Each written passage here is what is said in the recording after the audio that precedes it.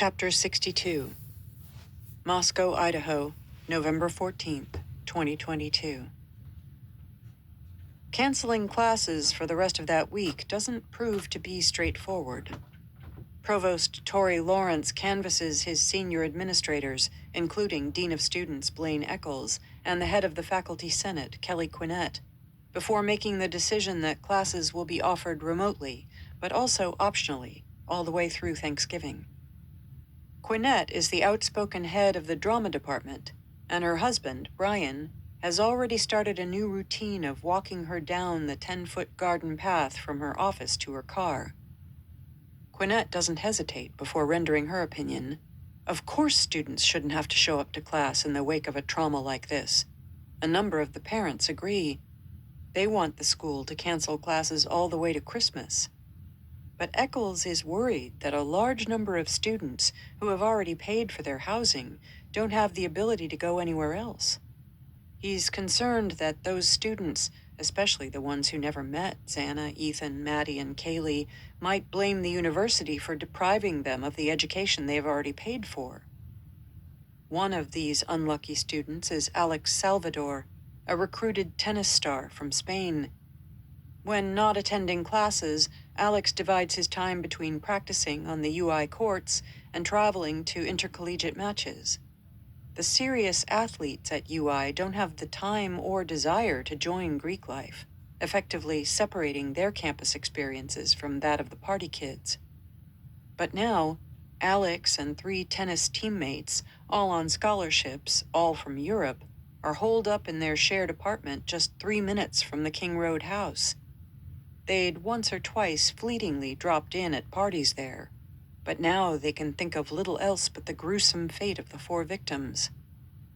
Then it really hit me, Alex said.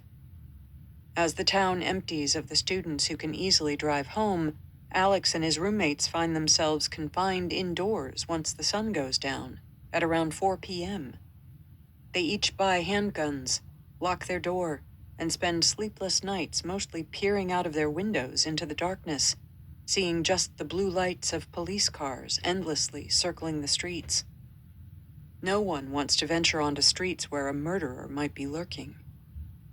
"We were not safe there," Alex said, then refined his words. "We thought we were not safe." Fear isn't the only emotion they feel. They are confused by seemingly conflicting directions from the administration. They can take their classes remotely, but in some cases people don't have to take them at all.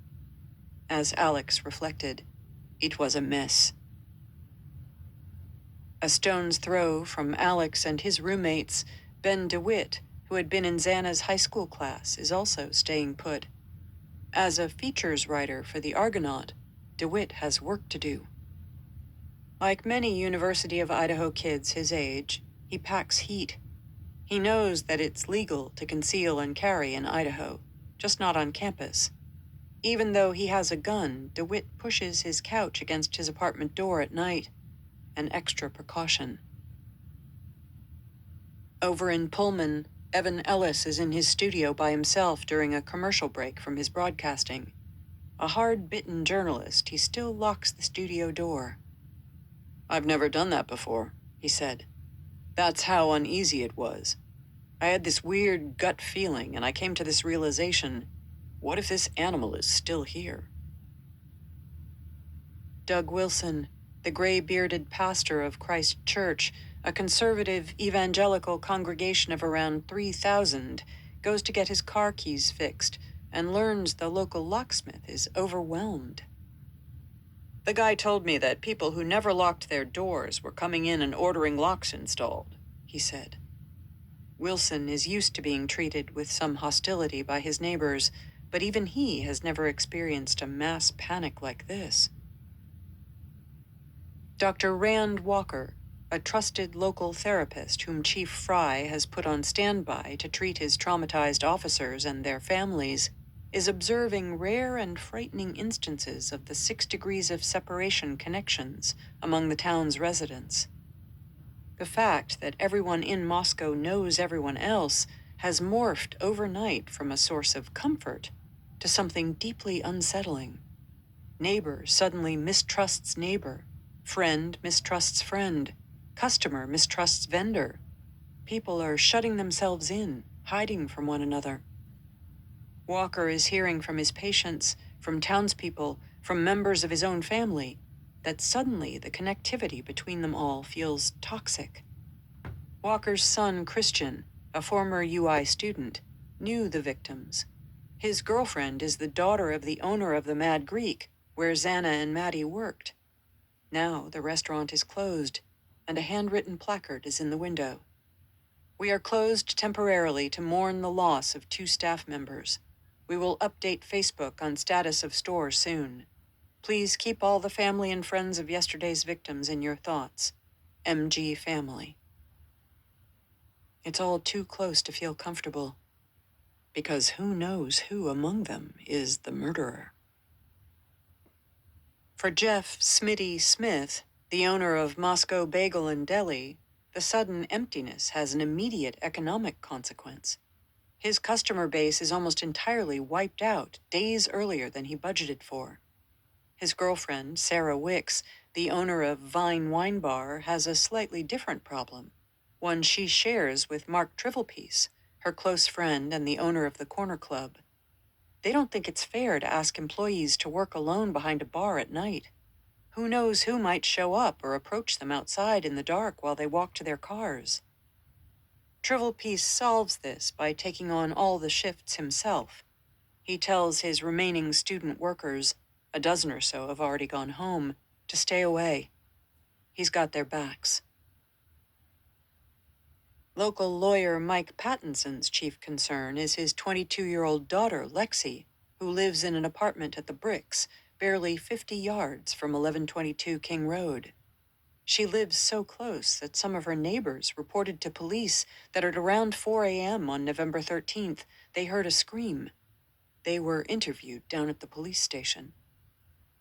Lexi had been in AFI and found Kaylee to be a generous, thoughtful sister, a bright personality Lexi liked so much that the two roomed together during their second semester. They wound up becoming neighbors in their senior year. Whenever Murphy the Pooch wandered into Lexi's apartment, she returned the golden doodle to Kaylee. Most evenings, Lexi walked past the back of the King Road home to get to her car in the parking lot, and saw Maddie through her window, putting on her makeup at her vanity. And just a few days before the murders, Lexi played beer pong with Xana, who, dressed in a yellow jumpsuit, was dancing and hugging every person who walked into the room. So Lexi is badly shaken. Her boyfriend puts his hunting rifle under the bed. Her father tells her to get out of that apartment and come home immediately. Pattinson has faith in Chief Fry's ability to catch whoever did this. He bets that when the cops get the perpetrator, they'll find a fraternity rivalry or some equally simple motive behind the murders. But he's worried that the timing of this, right before Thanksgiving, and the brutality of the murders are going to take the cops into a media storm they've never seen before. He's not at all sure that the chief is trained for that part. And he's worried about Bill Thompson, who is in the twilight of his career and doesn't get a homicide every day. Certainly not a mass homicide. He may have to trim that beard a bit for prime time, Pattinson thinks cynically. Meanwhile, though, he's genuinely scared of who is out there, just like everyone else. For the first time in his 20-plus years of marriage, he does not tease his wife, Marcella, when she bolts the door at night. He's always told her to relax, that she's not living in her native Colombia. "Honey, this is not South America, it's Moscow," he's often said. He doesn't say it anymore. Whoever did this is the sick person who skinned the dog. Claire Qualls, a 20-year-old student and first responder, was driving back to Moscow from Spokane when she got the alert. No big deal, she thought about the 911 alert that all the EMT volunteers get. Until the news started ricocheting around about the 4 murders. Today, she's haunted by them. Her cousin was close friends with Ethan, and 1122 King Road is just 2 blocks from her basement apartment. which is at the bottom of a dark set of covered stairs in what is generally considered the shittiest neighborhood in all of Moscow. Every time Claire comes home, her thoughts turn dark. She'll walk down those steps, and he'll attack her, and she'll hit her head on the concrete, and no one will see her lying there dying. Claire has never wanted a gun. She doesn't know how to use one, and as a trained first responder, she knows the statistics. The majority of firearm deaths are caused by accidents in the home. Now, though, she's going to go buy a handgun, and she'll ask Katie, her roommate, to teach her how to use it. And her dad is going to come and replace her cheap window that can easily be opened from the outside with a better one. He and her mom want her to move home, but Claire doesn't want to. She's not sure their home is any safer. She's certain that whoever committed the murders is the same sick fuck who skinned her parents' neighbor's dog. 2 nights before the murders, the animal, a pet of close family friends, had been running around in the backyard as usual, but then it had not appeared indoors to eat. Unusual. The next morning it was found, skinned. In a hunting community, skinning wild beasts is not uncommon. But a pet dog? Claire shivers. She's going to get a personal safety alarm and clip it on her backpack and keep it next to her at night. To activate it, you don't need to press a button. You simply pull it apart and it goes off, and its piercing sound rings out until it's put back together. That way, Claire figures she'll have a fighting chance if someone attacks her on the stairs or in her bed.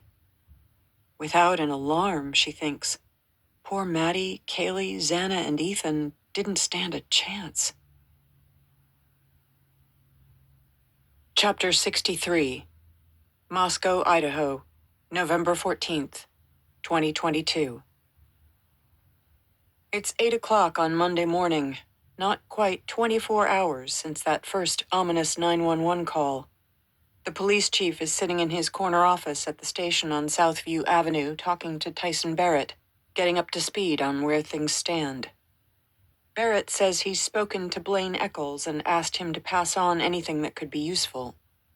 Thus begins a pattern. Twice a day, Eccles passes on details about the 4 victims, their clubs, classes, professors, to the University General Counsel, who passes them on to Barrett. There has to be a wall between them for all sorts of reasons, including protecting students' privacy. Both Chief Fry and Captain Barrett know they must not tell Eccles, or anyone who doesn't need to know, how the victims died. It's imperative that no one has any inkling of that until after the knife sheath has been properly photographed, analyzed, and sent off to the labs to check for trace DNA. Privately, the chief grouses when he hears that the university has released the kids to go home. Inadvertently, they've made the cops' lives so much harder. Officer Danny Vargas is known to be one heck of an interviewer, and yesterday she, Lawrence Mowry, Mitch Nunes, and John Lawrence got the best they could out of those poor, shocked kids, the friends of the victims, before they checked out of the Best Western. But there's not much point in having a great interviewer in Moscow if the students you need to question are en route to, say, Florida or Texas. Fry and his team are still trying to get their arms around what they've got at the crime scene. The Idaho State Police has a crack team of forensic lab rats, and they're headed over now from Meridian, a 5-hour drive away. Their mandate is to go over all the evidence for a second time before it's scooped up and shipped off for processing. No one wants any fuck-ups. It will take serious manpower and a vast network to sift through it all. People assume that technology makes a cop's life easier. In some ways it does, but it might take a whole day just to download the contents of the kids' phones. Simply deciphering the data is going to take hours, days, maybe weeks. Fry looks down at his laptop and sees the sticky note reminder from the receptionist. Call back the FBI. Fry knows he needs to call the feds in. In fact, he'll be screwed if he doesn't, given the mass exodus from Moscow already underway. He'll need the FBI's extra manpower and nationwide reach, and who knows what else. The nearest bureau field office is up in Coeur d'Alene, near the homes of Maddie's and Kaylee's families.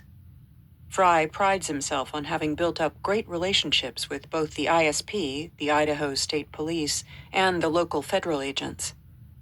That doesn't always happen, especially not in big cities like LA and Chicago, where, infamously, pride and testosterone can cause unhelpful friction between the local and federal arms of law enforcement. One of Fry's federal contacts, Lance Hart out of ATF, Bureau of Alcohol, Tobacco, Firearms, and Explosives, had found him an accelerant detection dog to help solve the Silas Parks case. 5 years later, in the immediate aftermath of the John Lee shootings, Hart was ready to help. "I hear the water down there is tainted again," the guide joshed. "What do you need?" What Fry needed was a ballistics analysis. "Send us the stuff," Hart said. And up it went, so the deadly bullets could be analyzed and submitted into evidence. It's a pity, the chief thinks, that Hart is now retired. Yesterday, Fry saw a guy in an FBI jacket at the King Road crime scene. Probably there at the invitation of the ISP, he assumed. It wasn't one of the guys he knew well. As it happens, that same agent is now standing in the briefing room at the police station with the lead from state, ready for the 8 a.m. meeting. "We've been trying to get a hold of you," the agent says. "I know," says Fry. "I've been a little busy. Need us to come in?" Both men understand the protocol. The FBI cannot officially assist on a case unless the local police chief explicitly asks them to. "Yes," says Fry, "and fast."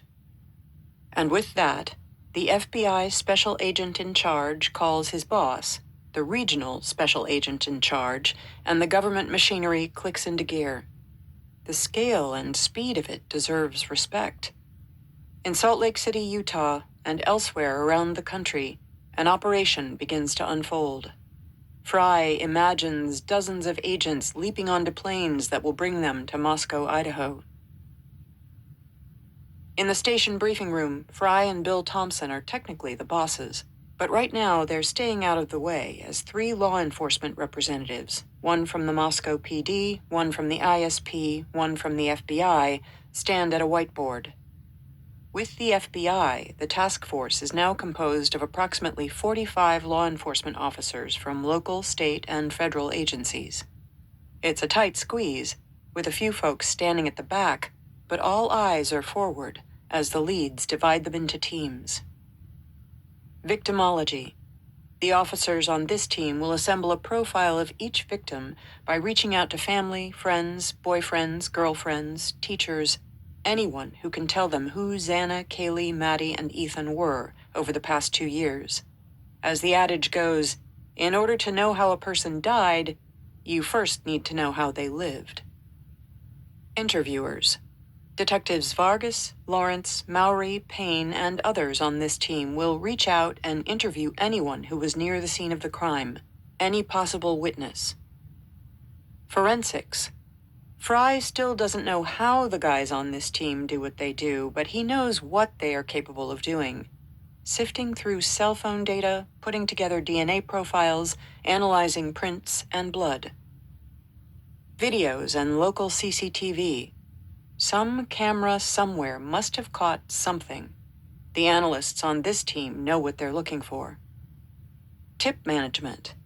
This team will handle the calls that are starting to come in on the phone number listed in yesterday's press release, all of which need to be answered and documented. Note-taking. This team will keep a record of assignments, progress, and to-do lists. No one complains about where they are assigned, setting a tenor that Fry will later point to with pride. The absence of agency infighting is extraordinary in an investigation of this complexity and significance. Brett Payne is the Moscow PD leader in front of the whiteboard. He scribbles down names from his department. Payne, whose hair is tightly cropped, reminding the room of his former military career, is short, just over 5 feet, wiry, and tattooed. Payne may be young, but he's whip-smart. Fry hired him in 2020 because he has the talent to be an extraordinary investigator. He's good with details, and very good at getting information out of people. Every good detective possesses the gift of the gab, as Fry refers to this key skill. But more than that, a good detective needs to be wily like a fox. Payne will do very well, the chief thinks, as he watches him dole out responsibilities. Even so, this job is going to be the challenge of his career, of all their careers. Braggadocio is not Fry's style, but there's no disputing that the chief himself is a damned good investigator. One time, he got a written confession out of a pedophile because he suggested, convincingly, that the guy might feel better if he wrote an apology letter to his teenage victims.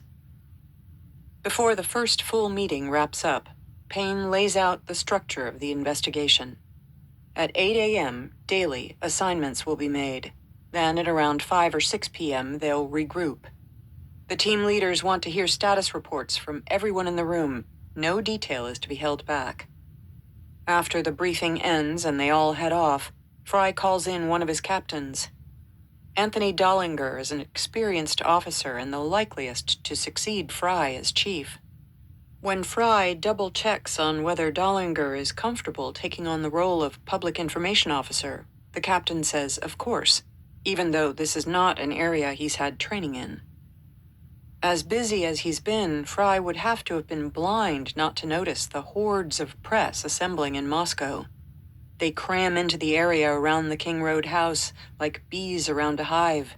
His inbox is blowing up with media requests. Fry ignores them all for now. He is well aware that anything the police put out in the media, they are putting out to the suspect as well, and to a potential jury pool. The biggest mistake a police chief or sheriff can make, Fry believes, is to overshare. Yet it happens all the time.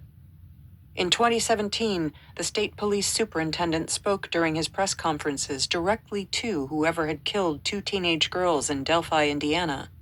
Fry found this tactic inappropriate and possibly damaging to the case, and vows to do things differently. Fry shakes his head and goes back to work. He'll get to the press when he's ready. They want a story, but they will have to wait. He's got an investigation to run. Chapter 64. Moscow, Idaho, November 14th, 2022. Someone in a uniform needs to get in front of a mic now. Art Betke, Moscow's mayor of just 11 months and 2 weeks, can scarcely believe he's having this conversation, this fight, with the city supervisors, and with Bill Thompson, who was his neighbor for 20 years, and with James Fry. How the heck has a former USDA biochemist with expertise in local agriculture found himself arguing about the need for law enforcement to handle the swarm of press in Moscow? He has never thought much about the business of the Moscow Police Department beyond looking at its budgets. This is not what he's trained for, or what he anticipated when he ran for mayor. He was elected on 2 main civic concerns: repairing Moscow's roads and infrastructure in the face of state legislative budget cuts, and locating a new water source for the town before its aquifer runs dry.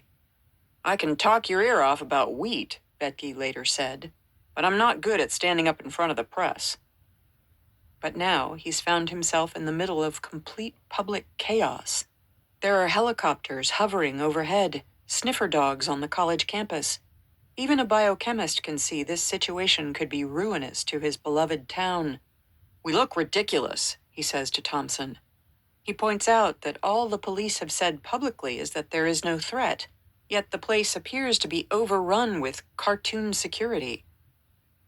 The public is getting impatient, as are some of the victims' families, and the press is taking notice.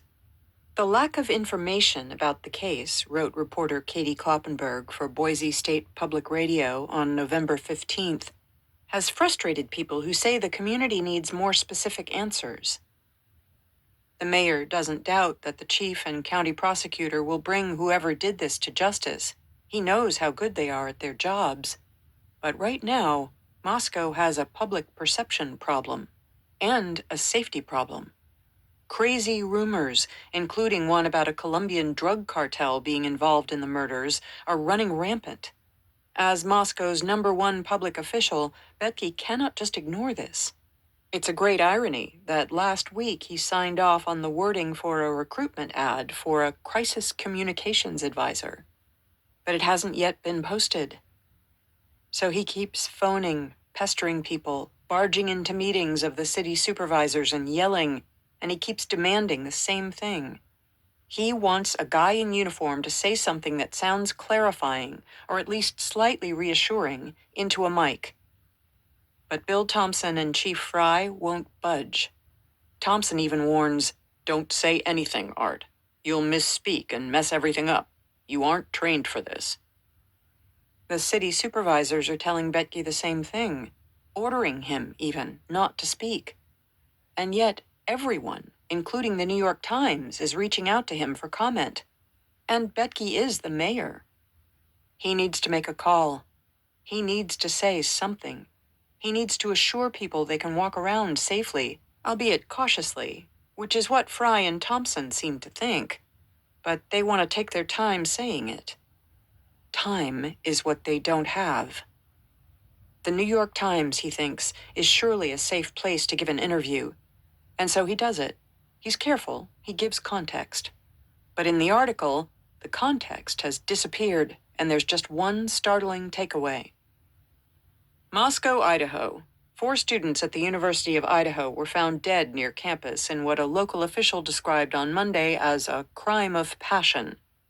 Art Betke, the mayor of Moscow, Idaho, said in an interview that the authorities were still investigating what had transpired, but that the case was being treated as a homicide.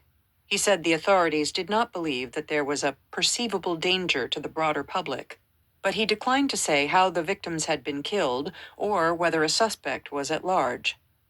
With a crime of this magnitude, it's very difficult to work through, Mr. Betke said, adding that the police needed time to piece together what had transpired.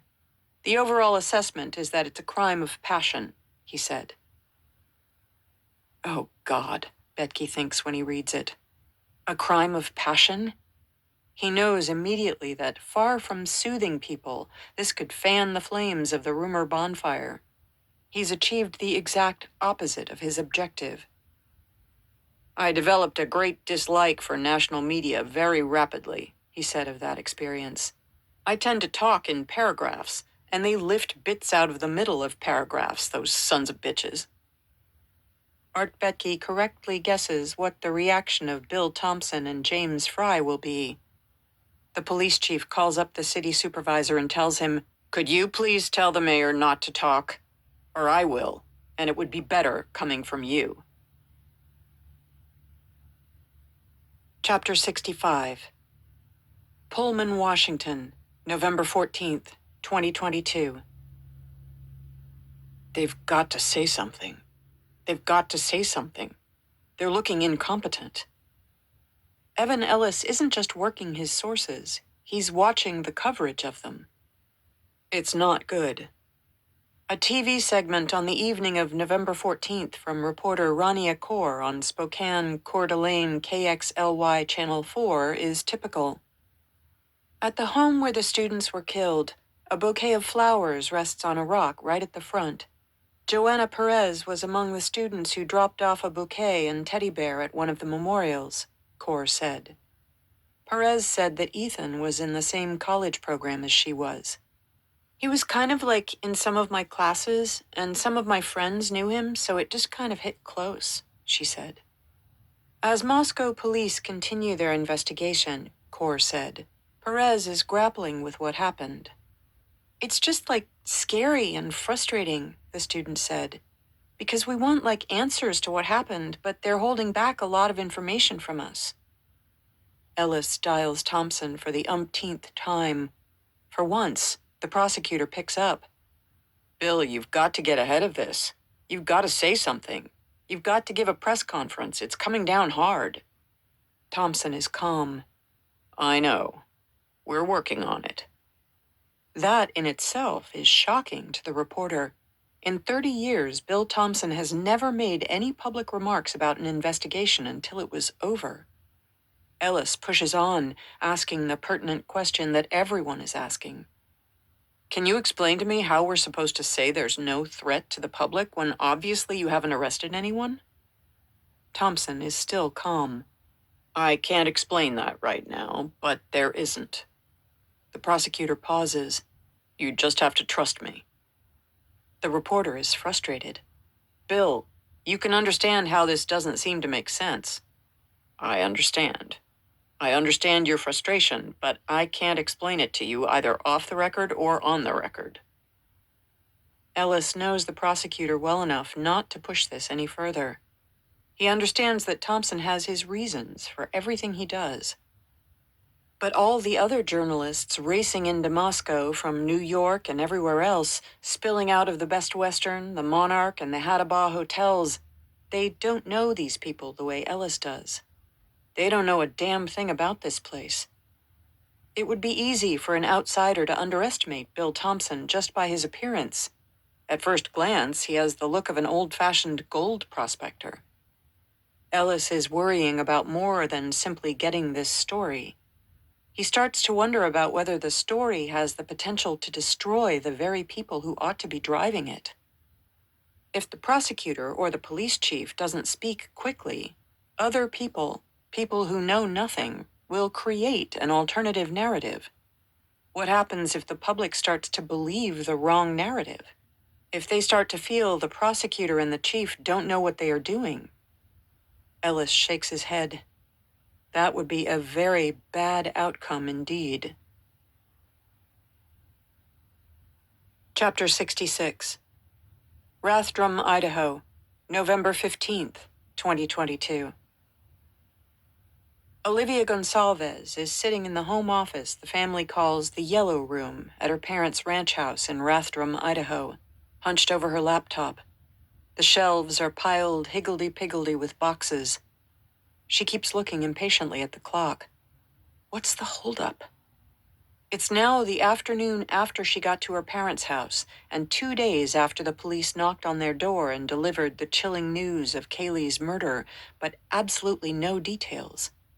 She had walked in feeling like she was already behind. Jack Ducour is sitting with her parents, clearly in shock. She feels terrible for him, and not just because of the shock. She knows he'd never hurt Kaylee, but there's nasty speculation about him flying around on social media. Some people are suggesting that drugs were involved and that Kaylee and her friends deserved to be murdered. Olivia wants to do whatever she can to put an end to this narrative. She wants to tell the world that they were good kids, that they'd done everything right, and that she can feel in her gut that whoever did this was unknown to them. Her parents still don't have a contact at the Moscow Police Department, so at around noon, Olivia had gotten hold of a detective, Lawrence Mowry. He'd asked her to put all her findings from Kaylee's call log into a secure electronic file and send it, which she did. Olivia expected the police to take a little time to verify it all, but she can't understand why it's now hours later, and not only are the police saying nothing about the information she gave them, but they are still putting out the wrong time that Kaylee and Maddie returned to the King Road house. It diminished us, she later said. Time, Olivia knows, is of the essence in murder investigations. It'd be good for the public to know the details of Kaylee's last hours so they can start phoning in tips. It would also be good if the police shared anything they knew about what happened to Kaylee with the family. But the Gonsalveses are just as much in the dark now as they were 2 days ago. It's beginning to feel as if the family is being iced out. And it's also starting to feel like the only person bringing in information is Olivia. Olivia particularly hoped that the police would publish the video she'd found on Twitch of Kaylee and Maddie ordering food at the grub truck. The video shows her sister standing on the sidewalk at around 1:30 a.m., Maddie beside her. Speaking slowly and haltingly, Kaylee orders, "I think I would like the carbonara." On the video, Olivia noticed a group of guys standing behind the girls, chatting, and another group off to the side. Maddie recognizes one of the latter, wanders over, and embraces him affectionately. But in the group behind them, one of the guys, whose face is obscured by the light gray hoodie he's wearing, seems to be watching the two girls quietly. And when Kaylee and Maddie walk off to get in their rideshare, he breaks away from his friends and goes after them. It's not clear from the video footage why. Olivia has already discovered who Hoodie Guy is. He's called Jack Showalter, and he is in the same fraternity as Jack Ducour. She's told the police this, and she's hoping they will post it to get answers from anyone who saw the girls and the group they were with that night. So again, she looks at the time.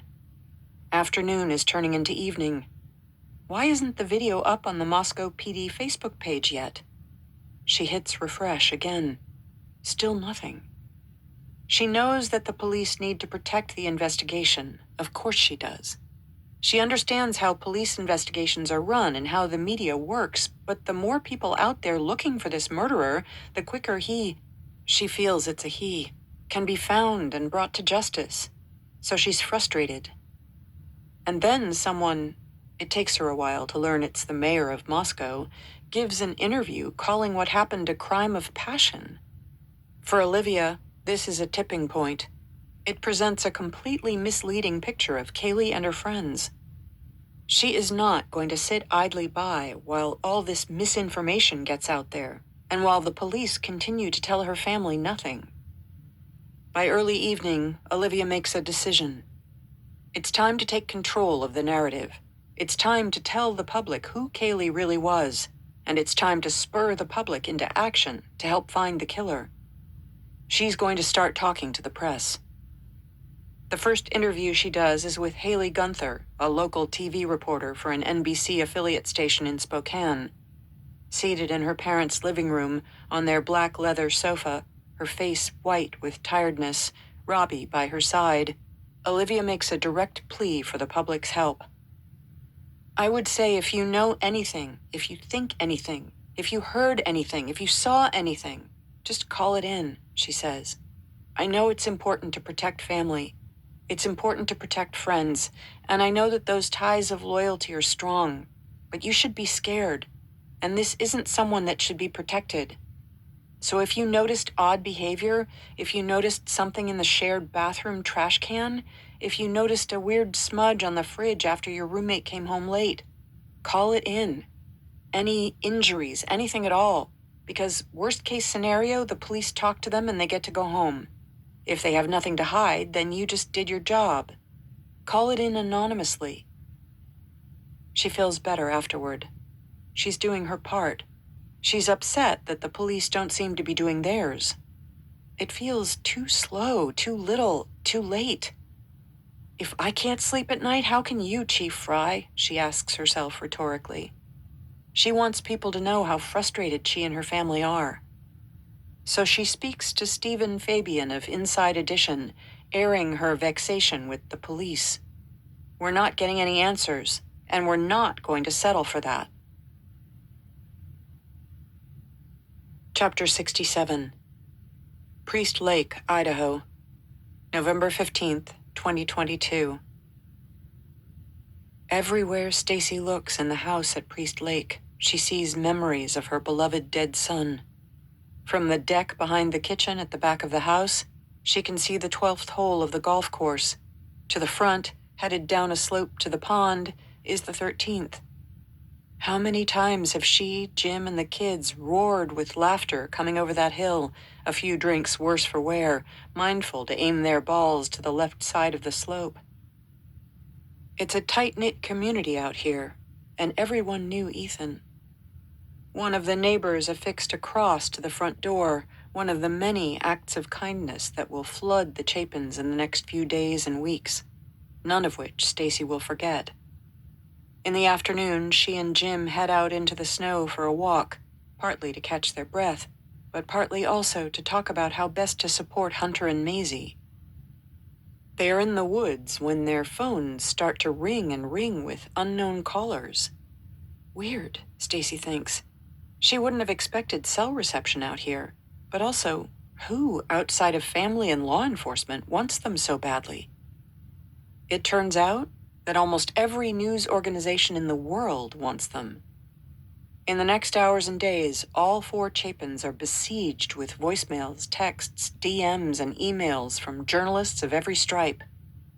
Stacy later said, "It would be easier to list who did not contact us. Literally everybody. Everybody.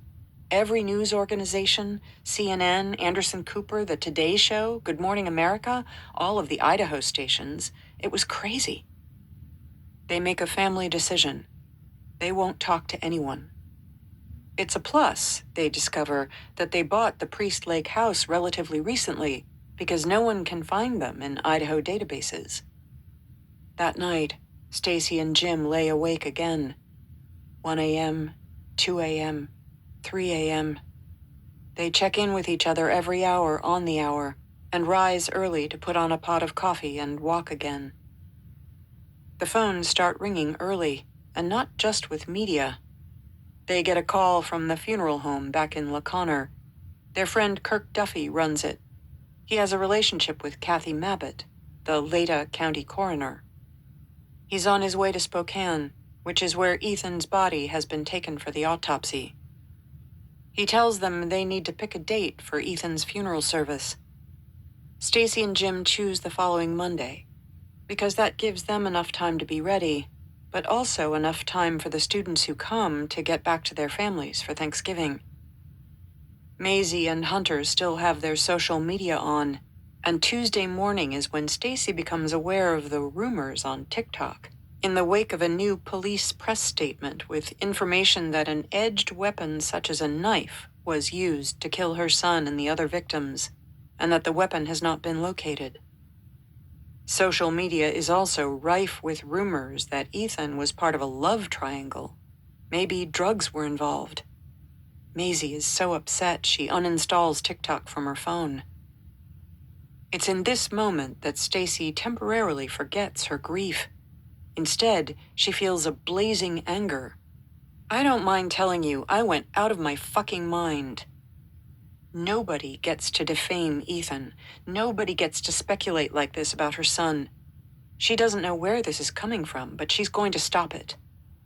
Fortuitously, Priest Lake friends and neighbors Evelyn Allison, Ethan's ex-girlfriend, and her mother Kim, who worked in broadcasting in Spokane, knock at the door. Stacy asks Kim for help. She wants to call up one media organization and do one press interview, preferably with a local journalist whom they can trust. A young woman named Connor Board at King 5 Seattle is the journalist she selects. Kim acts as director. She sets Stacy and Jim up in chairs in front of bookshelves in the living room and positions Stacy's laptop so that they all fit in the frame. And the interview begins. It lasts around 10 minutes. Stacy and Jim look alternately shell-shocked and tearful throughout, as Board gently questions them about Ethan's love of sports and of people. Through her grief, Stacy is articulate and deliberate. "It's important for us to get Ethan's story out," she says. "We don't really want anybody else representing him, and it's hard to have people speaking on his behalf, so we think it's best for us to do this." She continues, the reason we've agreed to do this is there's some misinformation out there, and that's been hard for us, and that's why we as a family talked about it and agreed to do this, because the things that are being said are 100% not true. There's not drugs involved. There's not some weird love triangle. All of the kids were just really good, great kids. Not long after they are done, Stacy hears tires crunch on the driveway. It's Emily and Hunter Johnson. They've driven up from Post Falls, having spent the night with Hunter's mom. They are clearly still in shock. Emily whispers that Hunter Johnson has not spoken for 24 hours. Stacy phones Karen Allant, Emily's mom, who is at the Allant family condo in Mexico. "I just want you to know they are here and they are safe," she tells her. But are they okay? Clearly not, Stacy thinks. The young couple's plan is to fly to Mexico to join Emily's parents. Stacy is worried that isolation will worsen their trauma, not ease it. This is a moment they all need the comfort of one another. That afternoon and evening, the group huddles in the living room, talking, remembering Ethan. Hunter Johnson relaxes and, to Emily's relief, speaks. He and Hunter Chapin go down memory lane, at one point getting out their phones and comparing their text messages with Ethan on that last awful night. Early that evening, the group drives down to Hills Resort to find food. The team there has heard the news and welcomes them with open arms and group hugs. Stacy captures the moment on her iPhone. She'll take all the comfort she can get. She knows the coroner will call at any moment with details she doesn't really want to hear. Details as to how her son died. She knows from Kirk that the autopsy is taking longer than expected. It's possible that Ethan could be transported tomorrow, not today, from Spokane to Mount Vernon for his funeral service. Her son will be on I-90, the same road that the family has to drive. As she lies in bed that night, Stacy shudders, already worrying about tomorrow. Pray to God, she thinks, we don't wind up overtaking Kirk's white Suburban. Other drivers won't know it, but she will. It's Ethan's hearse. Chapter 68. Moscow, Idaho, November 16th, 2022. Chief Fry reads through his script one more time before heading to the podium in the police conference room. He and Thompson have gone through the boundaries of what he can say again and again. The key thing he is not going to tell the media, and indirectly the perpetrator, is that they've got the knife sheath found next to Maddie, and that it has been booked into evidence and gone to a laboratory for analysis. His job is to keep the mob happy. So he puts his game face on and pats Bill Thompson on the back, and together they head into the room of panting press. Chief Fry has never done a live press conference before, much less one in front of the national media. He makes sure the rest of the PR team is flanking him before he begins introductions. Beside him and Thompson are UI President Scott Green, Provost and Vice President Tori Lawrence, Dean Blake Eccles, Leda County Sheriff Richie Skiles, Leda County Chief Deputy Tim Best, and Head of the ISP, Colonel Kedrick Wills. Each one of them has been advised either by counsel or communications teams, or both, as to what to say and what not to say if questioned. Eccles' wife, Shelley, begged him not to say something aggressive like, "We are going to get whoever did this." The assumption they are all going on is that the guy is watching. Is it possible he's even in the room? Evan Ellis is shocked to see Thompson up there. Bill Thompson never attends press conferences. Does the rest of the media realize the gravity of the situation that this implies? Ellis looks around at the stony faces. Probably not. Fry begins the substance of his spiel, mangling the pronunciation of Chapin and Gonsalves.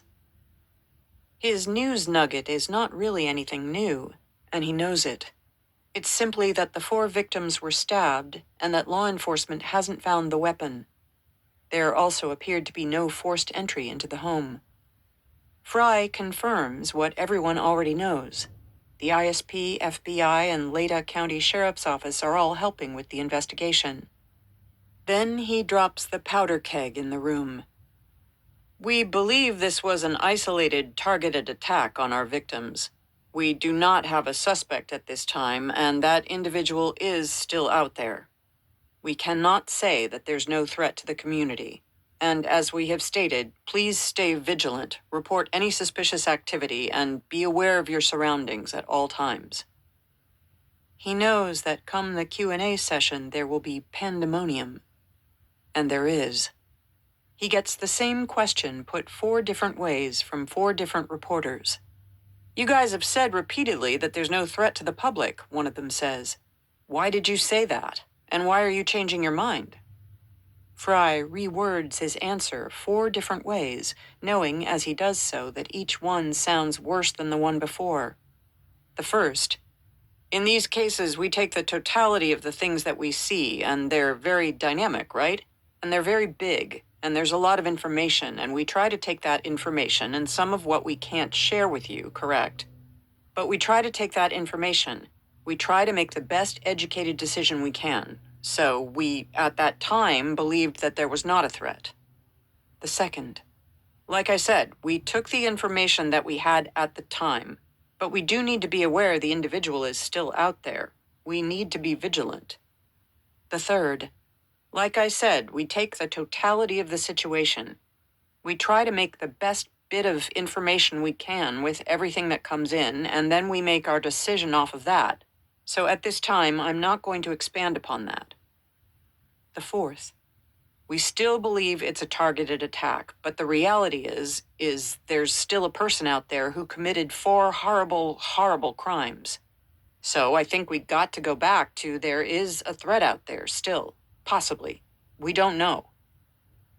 It's brutal. He knows this is not going well. Understatement. Over in Pullman, Mayor Glenn Johnson, who has a PhD in communications from WSU, watches and shakes his head. He says, "James is a nice guy. He got overwhelmed, I think." When he hears about that, Fry thinks that the criticism is both fair and unfair. Fry is just trying to do his job, and his job, until now, has been to catch the bad guys, not to feed stories to the press. But he's learning the hard way that, apparently, feeding stories to the press is now a major part of his job. Irritatingly, there's the inevitable question about Art Betke's statement. The mayor has called it a crime of passion. Is there any indication that that's true? We're looking into every aspect of this. I'm not going to speculate whether it's one thing or another. His audience can see how uncomfortable he is. Worse, his audience isn't confined to this room. This is being beamed to TV screens around the country. His own mother is watching. Someone brings up the Twitch video, mentioning that the Gonsalves family has verified Maddie and Kaylee are in it. Fry tries to sound a lot more patient than he feels. We are aware of that video, and it has helped. It gives us a time and space where we know that 2 of our victims were, and that helps us a ton, and we'll continue to follow up all leads that we can and continue to gather those. And, inevitably, the questions about the 2 surviving roommates come thick and fast. Why was there such a long delay before they called? Are they suspects? Then one reporter refers to them as witnesses. They are now in dangerous territory, Fry knows. Bill Thompson will be bristling. Protect the investigation. Protect the investigation. I don't think I ever said that they were witnesses. I said they were there. When he gets the question about whether he's interviewing boyfriends, it almost comes as a relief. For once, he's got a strong answer. I will tell you, we are looking at everyone. Every tip we get, every lead we get, there's no one that we're not talking to. There's no one we're not going to interview. There's no one that we're not going to look into. And we're going to do our due diligence. We're going to make sure that nothing goes unturned, and that we do everything we can with the assistance of all the resources we have to get a final answer. What Fry doesn't realize is that the country's true crime internet mob will now take it upon themselves to look into anyone and everyone connected to each of the 4 victims. And those people will now have to deal with not only shock and grief, but also an online onslaught of hate mail, trolling, and worse. They will begin to fear not just the darkness of night, but daylight and social media too. Some nutters will even accuse Fry of being the murderer. He's highly visible. By the next afternoon, Chief Fry sees at least 10 FBI agents scurrying around. "Do I know you?" he asks when one of the female agents introduces herself. "No, sir," she replies, "but I've seen you on TV." Chapter 69. Puerto Aventuras, Mexico, November 18th, 2022. Emily ought to feel relaxed by the azure water and the hot sun, but instead, she's wired. She's glued to her phone. Someone has texted her a link to a YouTube video on 4chan showing old TikToks of her and Hunter Johnson. The self-described internet sleuths are suggesting that Emily and Hunter committed the murders after some sort of drug deal went bad and then left the country. She wonders how the heck anyone knows she's out of the country. Then she realizes it must be someone who saw her Snapchat. The night they got to Mexico, it was Hunter's birthday. They'd gone out for tall, strong margaritas. Emily had taken a selfie of the two of them, exhausted, hugging, their green drinks visible on the table. Without any context, it might have looked like a regular vacation pic. She'd posted it to Snapchat because she wanted Hunter to feel appreciated. It backfired. Immediately, Emily makes her social media accounts private, something she never imagined she'd want to do. She'd never understood why people even bothered to have private accounts. But now, the dark corners of the internet are full of fingers pointed at the small group of friends who sat on the curb outside 1122 King Road on that Sunday. Commentators are guessing which of them committed the murders. There's speculation about Emily and Hunter, Dylan, Bethany, Jack DeCour, and Jake Schreiger, Maddie's boyfriend. And after the release of the grub truck video, there's speculation about the young man in the hooded sweatshirt who appeared to follow Maddie and Kaylee to their rideshare. Hoodie guy is Jack Showalter. Emily learns that he's a Delt whom the older Pi-Phis know. Even Emily finds herself sucked into the grim guessing game about which of them might be the murderer. She goes through the list. Jake? Emily finds that super hard to believe because he'd been texting them frantically, sounding panicked when the friends were sitting outside the King Road house. She feels horrible that none of them responded. Jack DeCour? No way. When he arrived at the King Road house, he was clearly as shocked as they were. Hoodie guy? Jack Showalter? Emily is hesitant to write him off because she doesn't really know him, and some of the older Pi-Phis have said that occasionally, when drunk, he can seem belligerent. And at least for now, there's no other strong potential suspect. It's not Dylan or Bethany. So who? Emily considers herself thick-skinned. She's never been the type of person to care what others say about her. But here in Mexico, 3,700 miles from Moscow, she's scared. Truly terrified. Maybe the killer followed them here to her parents' house. At night, in the dark, she clings to Hunter Johnson and keeps the bedroom light on. Neither of them walks anywhere alone after sundown. The one night of my college life that I wasn't with Xana, someone murdered her, she said. Was that person trying to hurt her? Is that person now stalking her? Emily's mom, Karen, feels helpless watching the two young adults walk around like zombies, shells of the people they were just a week ago. She can see that Hunter, mute for much of the trip, is still in the early stages of intense shock, while Emily is trying to mother Hunter, Dylan, Josie, Bethany, and Lyndon. That's her way of coping. Karen regularly speaks to Jessica, Hunter's mom, wondering what they can do to put an end to the online bombardment. The advice they receive from Bill Thompson's office is simply not to engage. But as every day passes, the speculation gets more lurid. There are posts everywhere of old footage of Hunter wearing zip ties answering the door at 1122 King Road to police who'd been called about a noise complaint. This raises questions online as to whether he was into bondage. Emily rolls her eyes at this. The truth is so prosaic if one isn't looking for anything salacious. Hunter answered the door to the cops at 1122 King Road because they were in the middle of a game of champagne shackles, and Hunter and Kaylee were the only members of the group of legal drinking age. Another internet sleuth, Jonathan Lee Riches, makes a YouTube video suggesting that Xana's dad had put a lock on the King Road house's front door the week before the murders because he was worried that Emily threw wild parties there. Emily, it's suggested, is someone the police are looking at as the possible murderer. In fact, Xana's dad never put a lock on the door of the King Road house. At her wit's end, Hunter's mom, Jessica, phones Chief Fry. Please, she says, can you do something to stop this? Can you say publicly that they aren't suspects? The next day, Fry gives a press conference.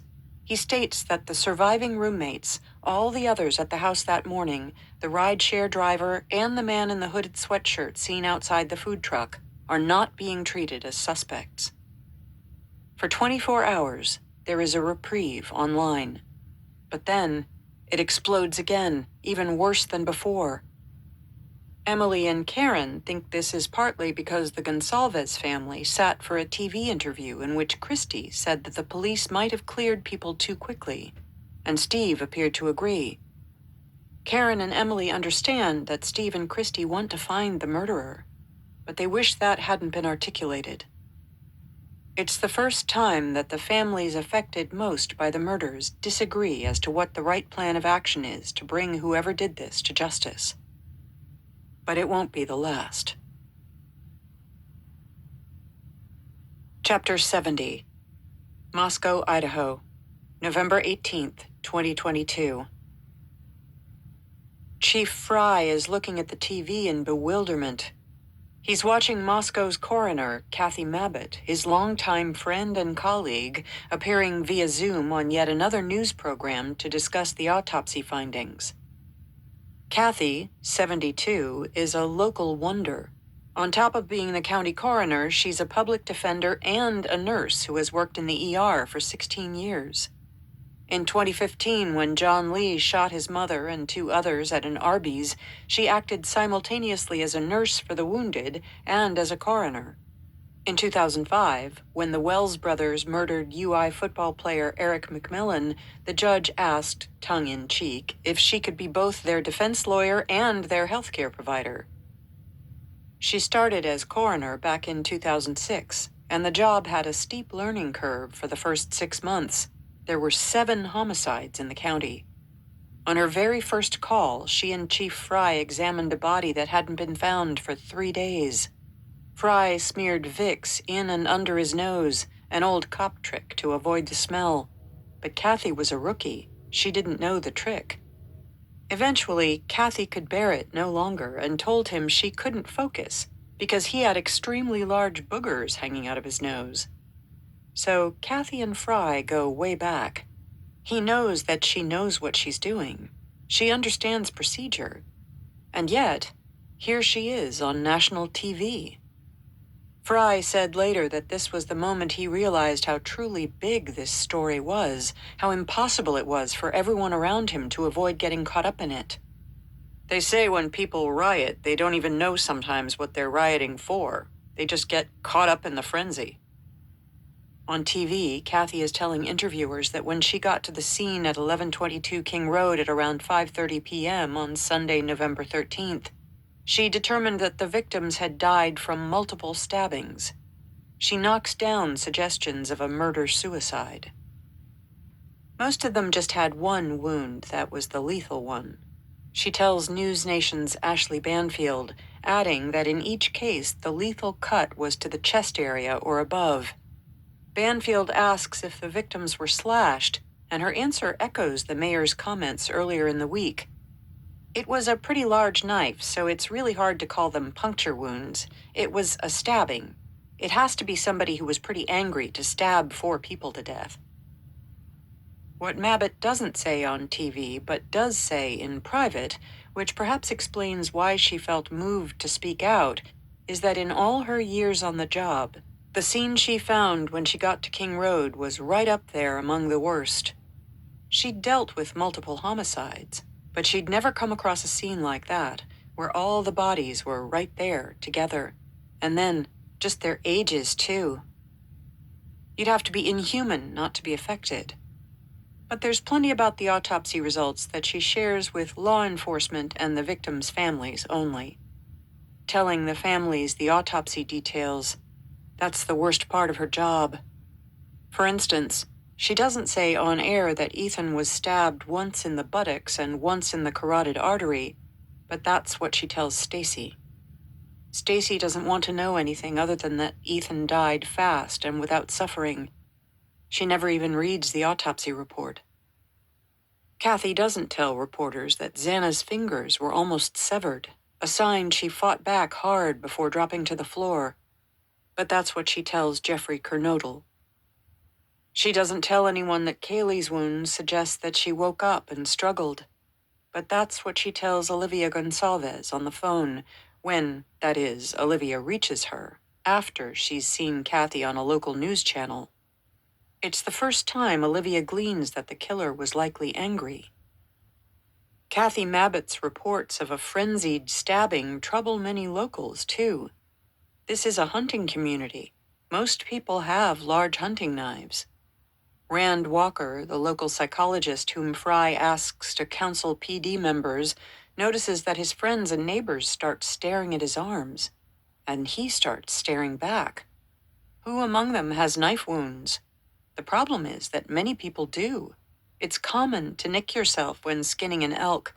Most people return on Sunday nights after weekend hunting trips looking somewhat worse for wear. Until now, no one had thought twice about it.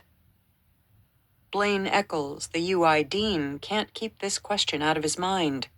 Was it one of his students who wielded the knife? He's worried because he needs to plan a vigil for some time after Thanksgiving when the students are back. But by then, he naively assumes police will have caught the suspect. But when, a few days into his planning, he asks Moscow Police Captain Roger Lanier how he's doing, Lanier answers, "Each morning I wake up excited and each afternoon I go home dejected because it doesn't feel like they're getting anywhere." Chapter 71. Moscow, Idaho. November 20th, 2022. It's been barely a week since the murders, and the chief has received maybe 500 emails from strangers about the case. Some good, some bad. Some are very bad. One guy who says he lives in California writes that he's going to appear in the police station parking lot and take him out. Then the same guy sends him dick pics. At night, the chief keeps his 12-gauge shotgun in the bedroom. He's grateful that 2 of his daughters are married and have different last names, and that the third lives a 5-hour drive away. Another person, who says he's in Florida, starts emailing the chief weekly, telling him he will fail and that this is going to be the next John Benet Ramsey case. A woman emails and tells Fry that she knows the truth. He's the murderer, and he's going to frame someone else in order to look good. Many people claiming to be in law enforcement write and tell him that he's screwing everything up. Fry is used to hate mail, although not this much all at once. But that's not his primary aggravation right now. It's the image building across the country of Moscow being a podunk little town where nothing ever happens, with a police department that looks like the Keystone Cops. One reporter criticizes Fry for going home to change into his uniform and get his gun before heading to the crime scene. His longtime ride-along partner, Paul Kwiatkowski, tells him Paul's own brother called from Cincinnati and asked, "What is this rinky-dink cop operation?" Plus, Fry's now got to deal with all the conspiracy theories out there. There's one floating around about the victims having been gagged and bound. Another says the police failed to look in the garbage at 1122 King Road. Another suggests Kaylee had talked about a stalker who must be the killer. The murder-suicide story is still making the rounds. Then there are all the accusations being hurled at the surviving roommates and the victim's close friends. Fry knows that it was a mistake not to come out sooner than he did and say something. He inadvertently created an information vacuum, and that's why he now has to spend time he can't spare rebutting some of the crank stuff flying around on social media and Reddit. Truth be told, he'd never looked at Reddit, didn't even know what it was, until his son told him he was now famous on it. This is a learning curve, but Fry is not too proud to admit after that first disastrous press conference that he needs help. State brings in a public information officer from outside Boise, a guy named Aaron Snell, to act as his coach. From now on, the chief isn't going to utter a word in public without rehearsing with Snell and his colleagues first. "They would literally drill me for about an hour," he said later. "They worked with me on the fluctuations of my voice. They would act like they were the national press, and they would come at me to see how I would answer each question." In his head, he's clear. on what information needs to stay privileged for the investigation. The key is not to give any of it away, which is proving harder than he imagined. Fry has huge respect for the press, but he doesn't like that the national media, unlike Evan Ellis and the locals he trusts, seem to think they are owed a narrative from him. Justice be damned. They think they can have it right now. They want it right now. Fry doesn't believe that either the press or the community should know everything. That isn't their right. One news organization even called the police station and said they required protection for their crew. "It's in our contract," the guy apparently said. Fry exploded when this was relayed to him. "Well, it's not in my contract," he said. Whenever Fry walks anywhere, he is followed, photographed, and peppered with questions by the press. He discovers that the media can see through the police station blinds to his computer screen, so he buys butcher paper and plasters it over the station windows. Why, he asks himself periodically, why did I ever sign up for this? Fry's mom once asked him that question, and his answer wasn't too profound. "Because somebody's got to do it, Mom." But the truth is, he believes in public service, just like he believes in God. He and his wife, Julie, share an unshakable faith that gets them through the day. Back in May 2007, when police officer Lee Newbill was killed, Fry was called into the live shooting, and as he was running out the door, Julie said, "Hey, just one last thing. Come home to me." He got home over 24 hours later and asked if she'd slept okay. "I've never slept better," she replied. He was puzzled. Why hadn't she been worried? "Do you love me?" he'd asked her. "I do love you," Julie replied. "You've trained your whole life for this day. You have God in control of your life, and either he's going to take you or he is not. I have no control over that. I trust him and I trust you." So yes, now, in his darkest moments, Fry does believe that the Lord has his back, and he trusts his instincts. They are good. Blaine Eccles asks him if he could maybe throw a bone to the Argonaut, the college newspaper, at a press conference. Fry is happy to oblige. He takes questions from the students before he gets to anyone else. They, at least, know how to conduct themselves. His second press conference, on November 20th, focuses on the autopsy results and victims' last movements, and it goes much better than the first. From there, the trajectory climbs steeply upward. Snell is happy with Fry's progress. He reminds Fry how much responsibility he bears, justly or not. He tells him, "Because you're the chief, if this investigation fails, you'll be a failure. If this happens, if the case is successful, you'll be a hero." In other words, Fry is the face of the investigation. Literally. Fry is usually clean-shaven and even instituted a department policy against facial hair. But this month, he and some officers have been doing a no-shave November to raise money for cancer patients at Gritman Medical Center. Fry planned to shave his beard at the end of the month, but Snell tells him he absolutely cannot do that until there's a suspect in custody. "The nation knows you with a beard," he says, and so the whiskers stay. The days are so long and busy, Fry's mind almost becomes blank. He fills 8 pages of a notebook with details he might want to remember, even talk about, if one day this nightmare is fully behind him. At night, when he gets home, which is often at around 11 p.m., he pours himself a whiskey, until he starts to worry about the size of the drink he's pouring, and wonders if he's headed in a direction he's warned his younger officers and their families about. After that, Fry asks Julie to pour it for him. At least, Fry thinks, he's gotten the rookies and their families the therapists and support they'll need, something he didn't have when he was their age. The spouses have been educated about the signs of PTSD, what to look for, and what help to get. There's also mundane stuff to do, like filling out purchase orders, buying an extra computer server, having food delivered, carefully monitoring the morning and evening meetings, and signing off on whatever resources are needed to follow leads. the investigators are spending a lot of time looking at video from CCTV cameras positioned around 1122 King Road, what's commonly called a video canvas. Footage from a local gas station shows a white car leaving the area in the right time frame, but the face of the driver isn't clear, and neither is the model of the car, which seems not to be displaying a front license plate. At first, the investigators believe it's a Nissan Sentra.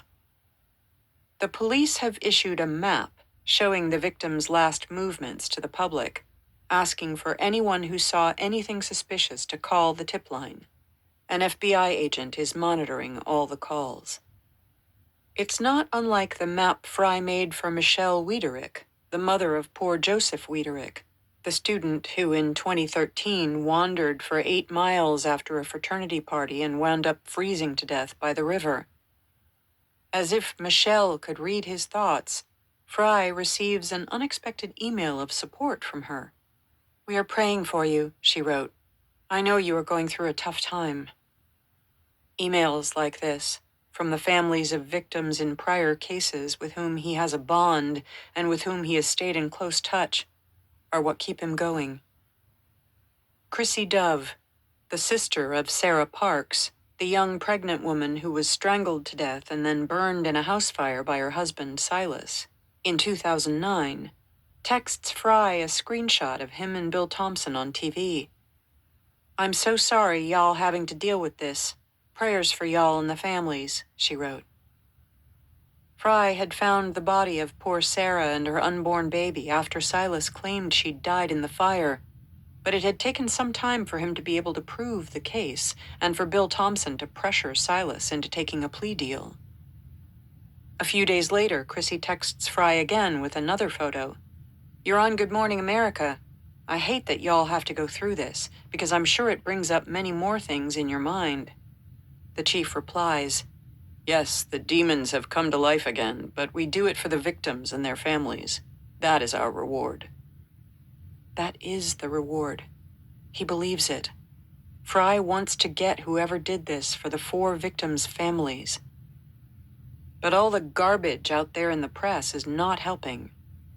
He can see on TV that the Gonsalveses are using the media to flush out anything they can. Christie is on NBC begging whoever did this to come forward. She says openly that she's frustrated with the little news they are getting from the cops. That's because on their nightly calls from Tyson Barrett, he's got nothing to report. And because, as Olivia will later put it, we had no one to help us not put our foot in our mouth. Fry sighs. Each of the families gets the same information, but he's noticing they deal with it differently. Maddie's mom and stepfather, Karen and Scott Laramie, are quiet, shell-shocked. They let the Gonsalves family talk for them. Maddie's dad, Ben Mogan, also stays out of the fray. The Kernodles stay quiet as well. It's possible they don't want anyone focusing on them right now.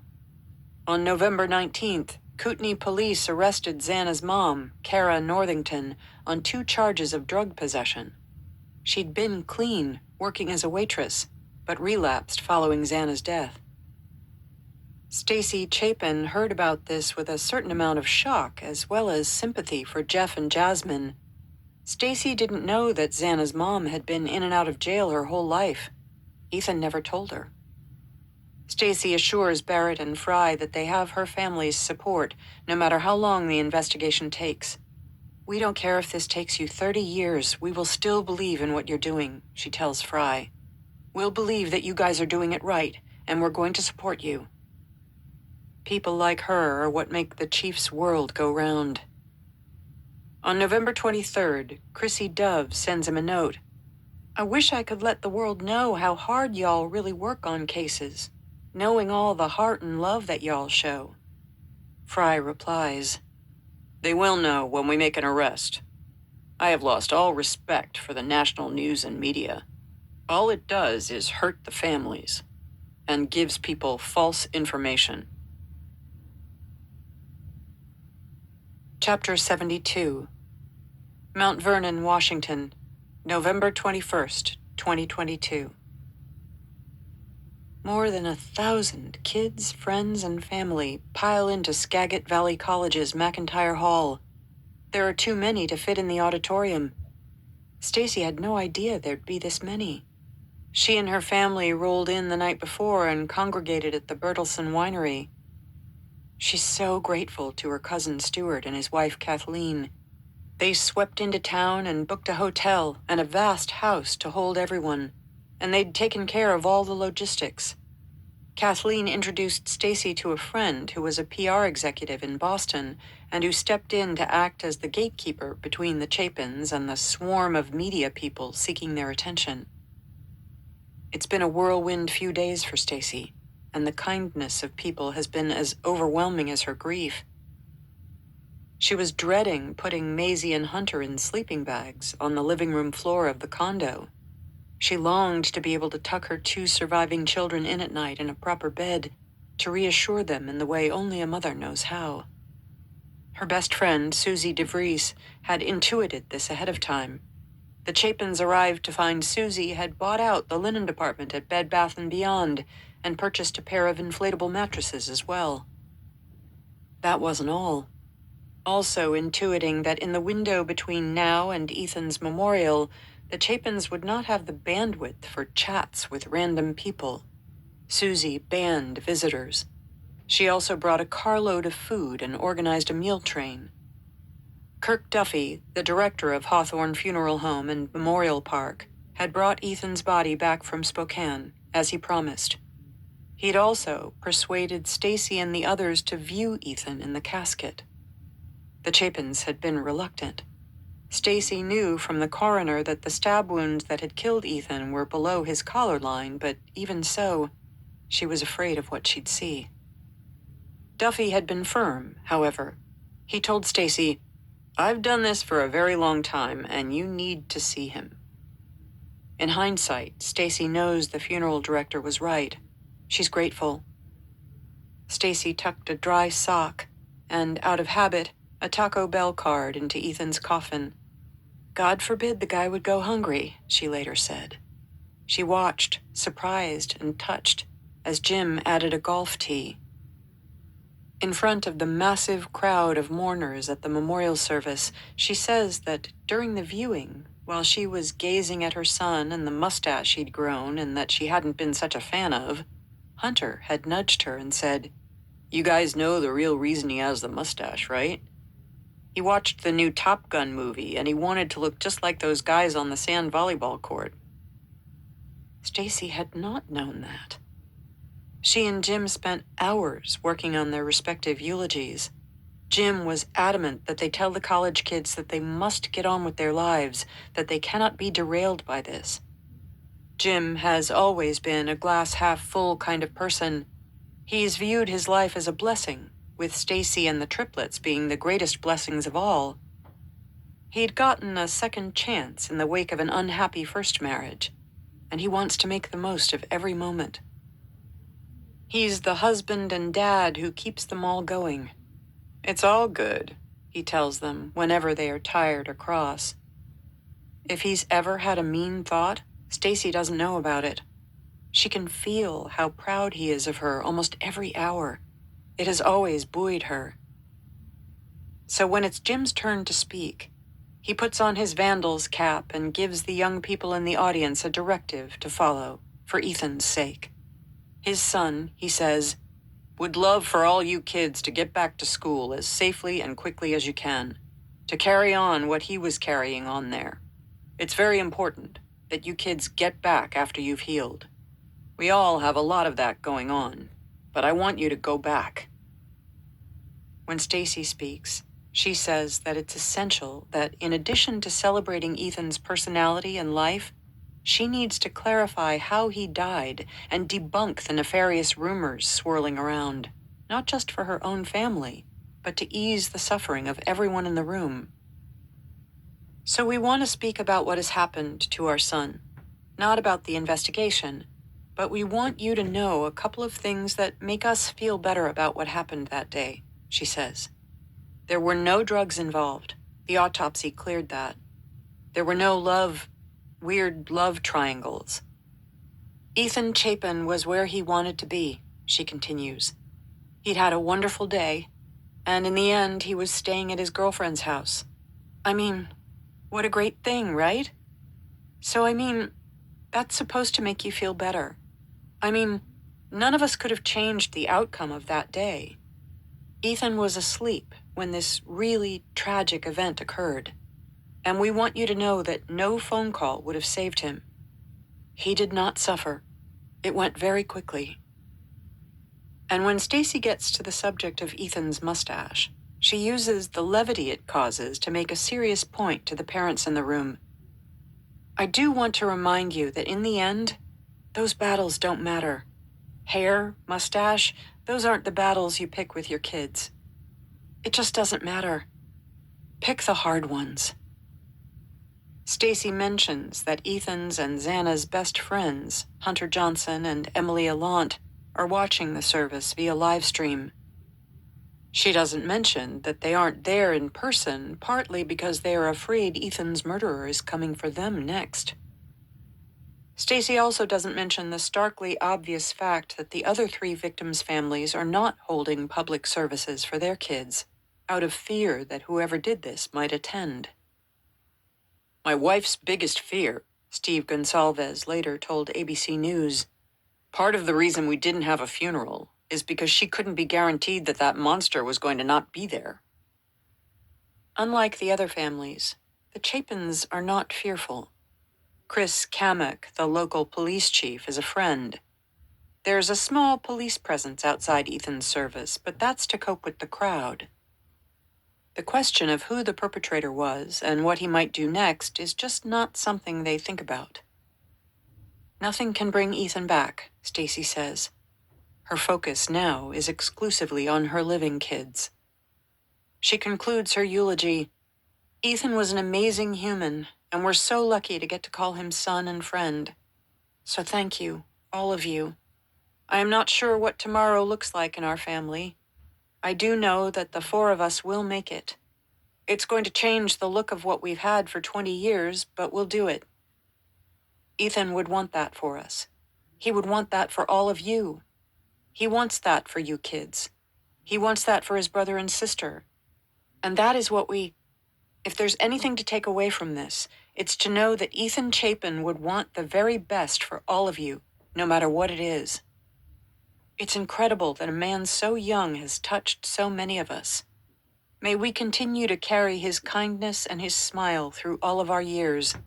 And when night skies are clear, wherever you are, look to the brightest star in the sky and send him your love.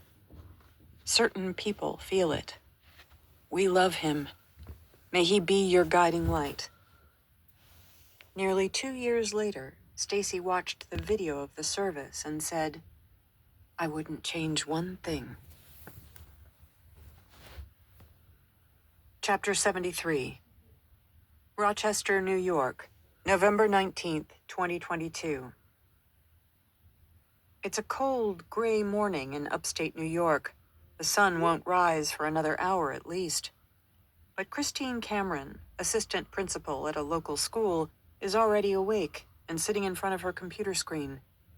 On November 19th, Cameron and her best friend from high school, Alina Smith, started the University of Idaho Case Discussion Facebook group page.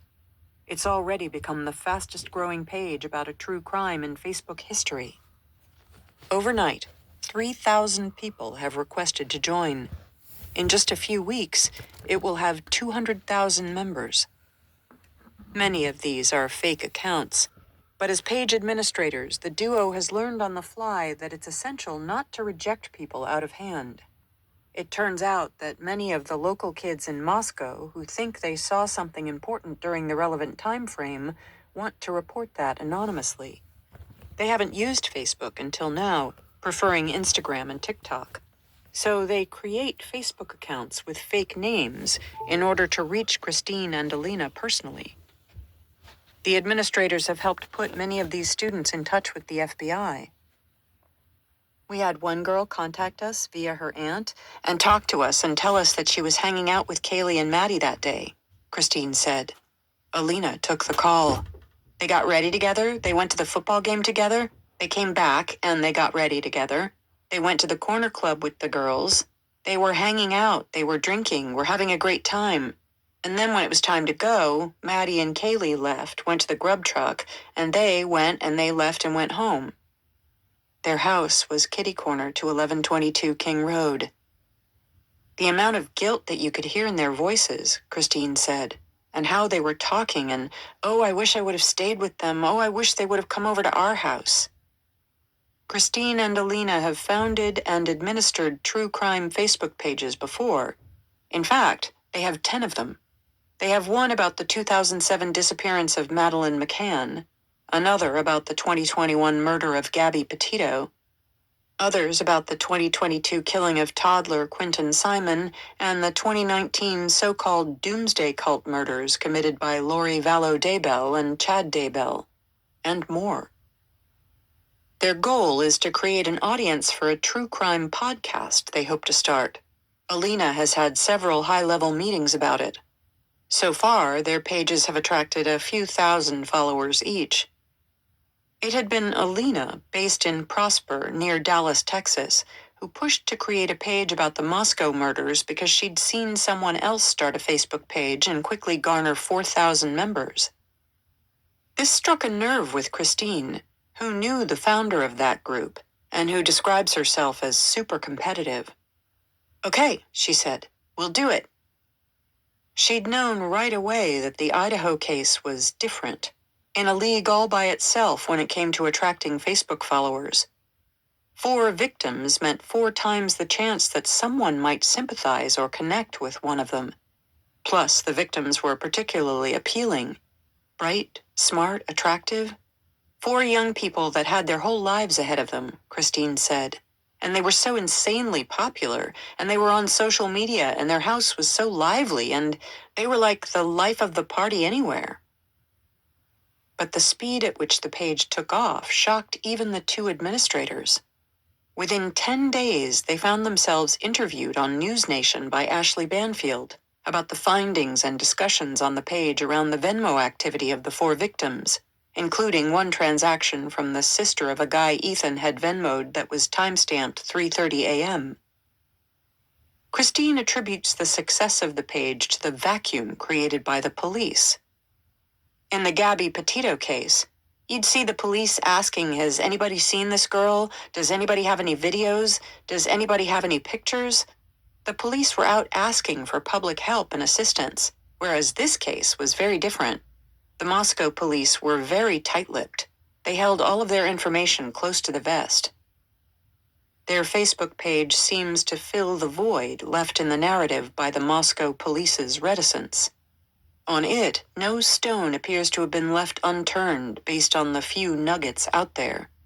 Almost everyone has an opinion about Hoodie Guy, about Bethany, Dylan, Jake, Jack, Emily, Hunter. There are so many different theories as to who committed the murders and why that people are getting into fights. You had to deal with people fighting in real life, Christine recounted. And when I say real life, I mean people going onto other people's pages, people going into people's messages and threatening them. Somebody on the page phoned Christine's employer and accused her of being inappropriate online. Her boss called her in. What did you do? What did you say? And her boss wanted to see the page. Another time, she was asked to call the HR department of a guy's workplace after a woman on the page claimed she was underage and that he, also on the page, was soliciting her. He was not. It has become all-consuming for both of them. Alina is in the midst of getting multiple procedures for an injured back, but she works on the page day and night and gets to know some of the members personally. Christine wakes up at 5 a.m. so she can work on the page before going off to school. Even there, she sneaks in more work on the page, and when she gets home, she doesn't even try to handle the house or the kids. She leaves all that to her husband. There's more to do than anyone might guess. Behind the scenes, Christine and Alina are flooded with messages and calls from young people claiming to be friends of the victims, and who do not want to post. So now those people who are talking to us, all right, they're not posting about that. They don't want the fame. They would private message us and say they would talk to us. They wanted somebody to talk to, and they didn't want to talk to police. They didn't want to talk to their other friends. They wanted an adult to talk to just go through what they were going through. They needed somebody to talk to. Literally, we were therapists. We were a go-between between police and the FBI. We were Facebook starters. We were page starters. We were everything rolled into one. One person is watching all the Facebook chatter with more than idle interest. On the other side of the country, Olivia Gonsalves asks to join the page so she can monitor all of it from her parents' house in Rathdrum. She reads all the frenzied speculation blaming Jack Ducour. She reads that people think Kaylee and Maddie had secret OnlyFans accounts. She reads all the theories about Kaylee's Range Rover, about how she afforded it. She reads that people believe her dad, Steve, must be promoting something because he's on TV so often. She reads that there is a rift among the victims' families.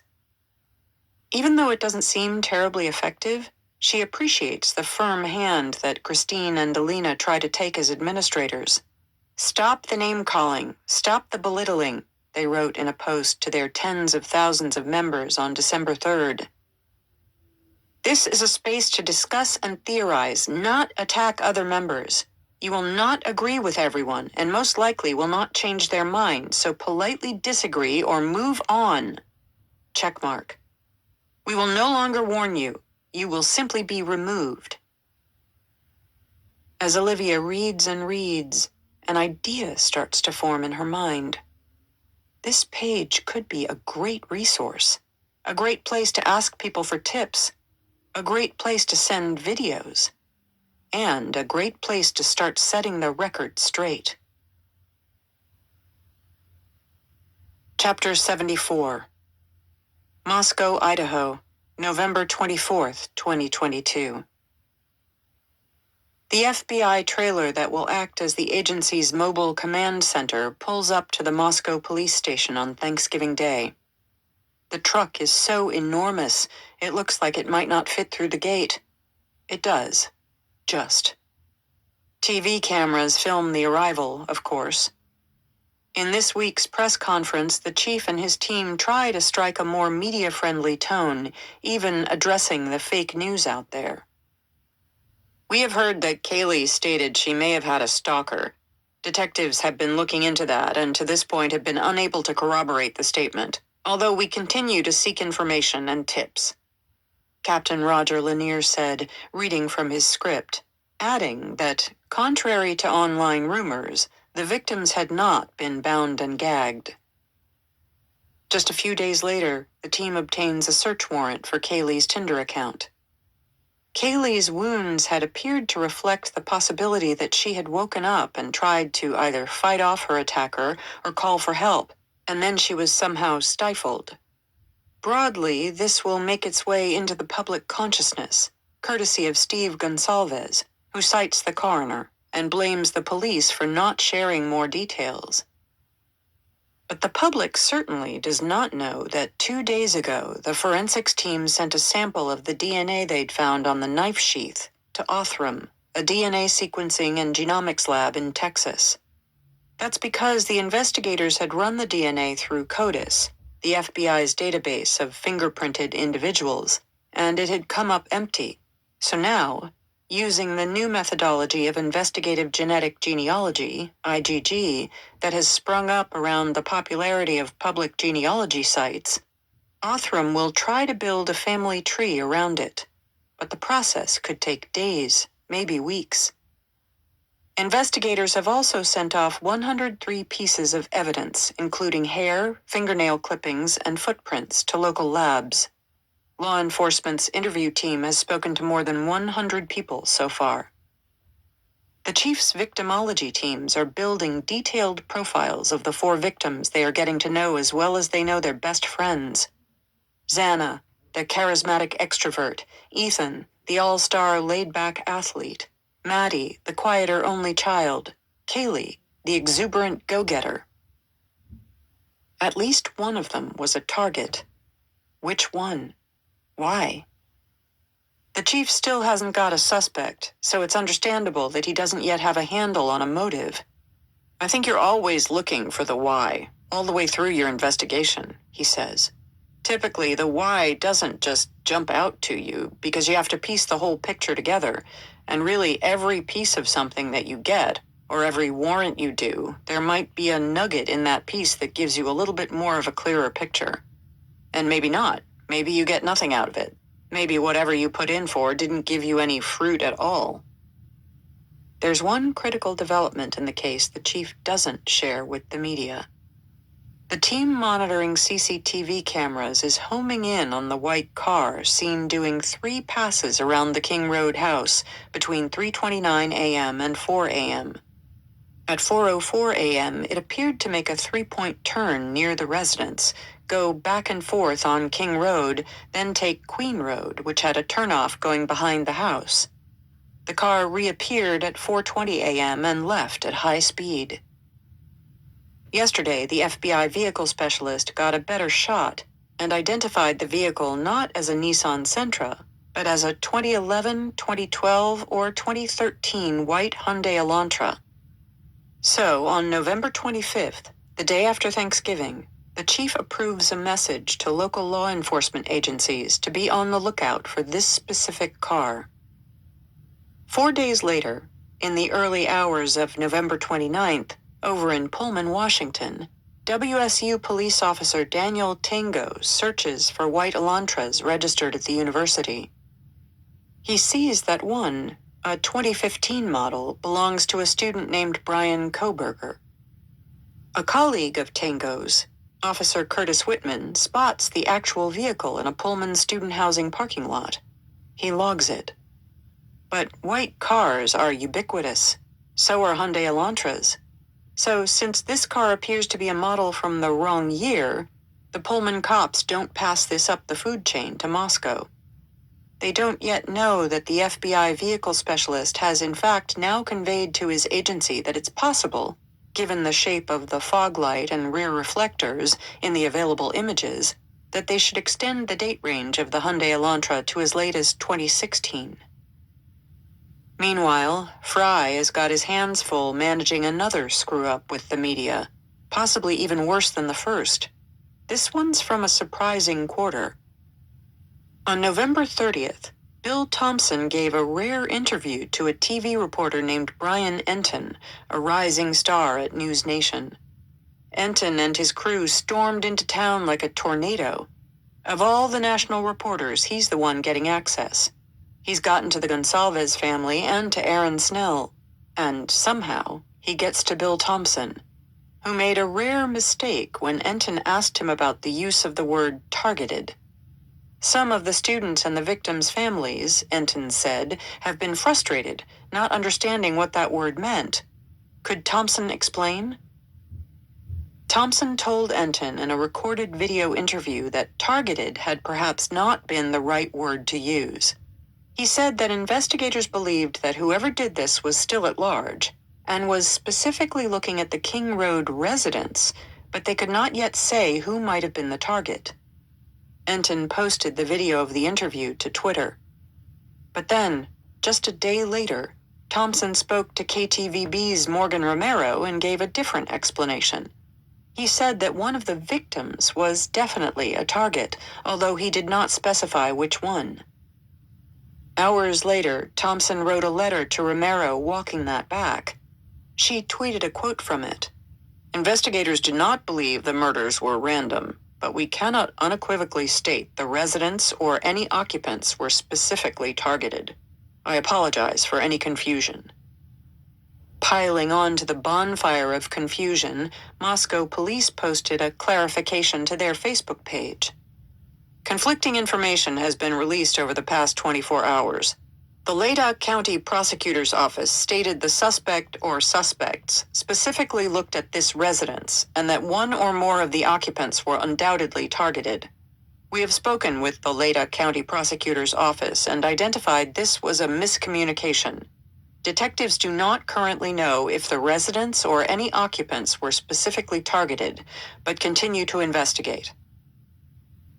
Chief Fry knows that the PR damage is done. Under pressure from the media, who themselves are under pressure from the Gonsalves family and others to get answers, Bill Thompson misspoke. All that progress Fry made with Aaron Snell just got undone, and more. Thompson's office puts out a statement saying he will be giving no further interviews. The image of the Keystone Cops running Moscow has been reignited in the national media. Pete Yakmetz, a security consultant and former FBI agent, tells the New York Post, "What is also happening now is the police, by providing imprecise comments, are creating an erosion of public confidence in them.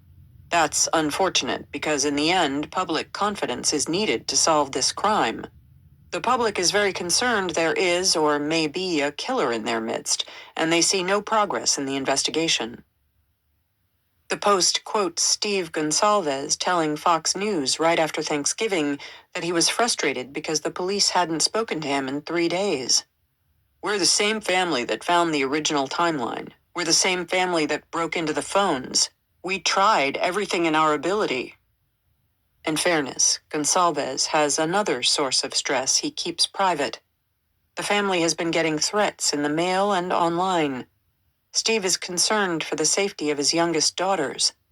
But when he tells the police this, the reaction is underwhelming. "Tell them to be aware of their surroundings," is the unsatisfactory response. When Evan Ellis interviews the chief in the midst of all this, Fry blows off a bit of steam. He tells Ellis that he's discovered the national media, disappointingly, is focused only on the story and money. But for him, this is not about those things. It's about lives, 4 human lives and families. He doesn't tell Ellis, at least not on the record, what he thinks privately. He has tremendous sympathy for the Gonsalves family, but he wishes they would say less to the media. It makes police less inclined to share developments with them, because the one thing that would ruin the investigation is for someone to know too much about it and talk about it on TV. Chapter 75. Moscow, Idaho, November 25th, 2022. Christ Church pastor Doug Wilson is ready for the trolls when they come. For 2 days after the murders, everyone had been united in shock. But he'd known that wouldn't last. "It took 2 days for the old fault lines to reappear," he said. So now he's sitting back and reading the online hate mail linking his congregation to the murders. "We get slandered regularly, and so it's just all in a day's work," he said of the speculations and accusations. Ever since Wilson's father started Christ Church in Moscow in the 1970s, the institution has been a bête noire for the town. Wilson accepted with equanimity the seeming local consensus. He and his church are an irritating, possibly even evil, cult-like presence in their midst. "I know they think I kick puppies on my lunch hour," he said matter-of-factly during one such lunch hour, as he sat in his book-lined, windowless office in downtown Moscow, Diet Coke on the desk. Partly the friction stems from money. The church is so rich that even though it has around 3,000 members, perhaps 10% of the town's population, it's bought up most of Moscow's prime real estate and filled Main Street with church-owned schools and businesses. New St. Andrews, the church college, the K-12 Logos School, the Sword and Shovel bookstore, Bootzer's Coffee House. The church even has its own bar, Tapped. Wilson knows that most Muscovites refuse to patronize these businesses. He quite enjoys hearing about their resistance, especially one comment. "It's a shame, too, because they've got all the best stuff."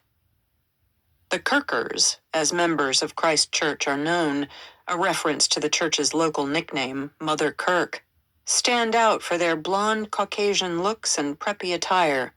The men wear button-down shirts and jackets, the women all wear skirts, a distinction that feeds into the perception of misogyny. The liberal town finds the church's attitudes toward women antiquated at best, repugnant at worst. UI professor Kelly Quinnett remembers a 2019 campus talk entitled Toxic Matriarchy, given by conservative pastor Christopher Wiley, with a Q&A session moderated by Pastor Wilson, in which Wiley argued that modern society was suffering because women have basically gotten too much power. Quinnett was livid that they'd hold such a discussion on the UI campus. During COVID, the police and the Kirkers clashed badly, and lawsuits are still flying. 3 of the Kirkers were arrested in September 2020 when congregants gathered outside City Hall, unmasked, and sang psalms in protest of the city's mask mandates. Donald Trump even tweeted about it, writing, "Dems want to shut your churches down, permanently. Hope you see what is happening. Vote now." But just a few weeks later, 2 of Wilson's teenage grandsons, Seamus and his older brother Rory, who was a scholarship student at Columbia, were detained and charged with multiple misdemeanors for placing hammer and sickle Soviet Moscow stickers on city utility poles in the middle of the night. They were dressed in hijabs and flip-flops at the time. Their father, Wilson's son Nate, a screenwriter, was asleep. But he was phoned, awoken, and then arrested, charged with helping to make the stickers. The charges against him and his younger son were dropped, but the Columbia scholarship student, Rory, wound up being convicted of one charge of affixing a sticker to a pole. He's appealed the ruling, and the appeal is on the desk of Judge John Judge. The litigation has cost his family north of 6 figures. So as Doug Wilson reads all the news reports criticizing the Moscow Police Department for its handling of the murders, he senses an opportunity. This could be great PR for the church and very helpful for his grandson's litigation. He starts to type his weekly newsletter to his congregation. There are 3 things to remember. The first is that the police are currently engaged in a crucial task that God has assigned to them, and we should be doing nothing but praying for their success in it. But then he gets to point 2, the opportunity for the litigation around his grandsons. Second, you are all aware of the fact that it was this same police department that arrested some of our members for singing psalms legally, and lawsuits are in progress. But this is all being pursued biblically and out of true principle, and does not want to unjustly tar those good cops who had nothing to do with it. So if we give way to any carnal gloating or glee over the fact that our police department is now receiving very critical attention from all over the world, which it is, then we have become part of the problem. Finally, he focuses on the larger PR opportunity the murders offer to the church and the community. It's imperative that his congregants do not screw it up. And last, we need to take a few steps back and look at the big picture. Our little town keeps finding itself in the limelight, and it has to be acknowledged that something strange is happening. Meet the Press came and did a story on what was happening here in Moscow, tagging our town as the place where the Christian nationalism thing is going on. And then these sensational murders happened. When he's finished, Wilson sits back, pleased with his handiwork. He knows there will be eye rolls in the town, but who cares? The pastor describes himself as having very thick skin. He regularly invites local law enforcement and other civic leaders to lunch in a back room of the church. They refrain from talking about the lawsuits, but he subtly and unsubtly reminds them of the church's importance in the community. It's not unhelpful, Wilson thinks, that the church owns the building that houses New St. Andrew's College, which has a CCTV camera positioned above the grub truck. He gathers that there's video on it of Maddie and Kaylee walking toward the truck with a guy in a hoodie talking about someone named Adam on the night of the murders. It's been handed over to the police, a useful reminder to law enforcement of the upside of the church's presence in Moscow. Until recently, that building had sat there empty, no camera. Wilson tells people that Moscow was on a downhill trajectory until Christ Church and its businesses came along. But Wilson would like to be much more than just an economic solution for Moscow. Our desire is to evangelize the town, he said. So the murders, though tragic, are an opportunity for him to step in and preach the need for his church to fill the moral and spiritual vacuum. The house where the students were murdered, 1122 King Road, was in a seedy area, Wilson said. Not somewhere I'd want my daughters living, making the point that seediness, which stems from godlessness, brings about trouble, and in this case, murder. Chapter 76. University of Idaho Case Discussion Facebook Group Page, November 29th, 2022. Christine Cameron and Alina Smith, the two administrators of the University of Idaho Case Discussion Facebook Group page, start to notice some unusual posts from a member going by the name Papa Roger.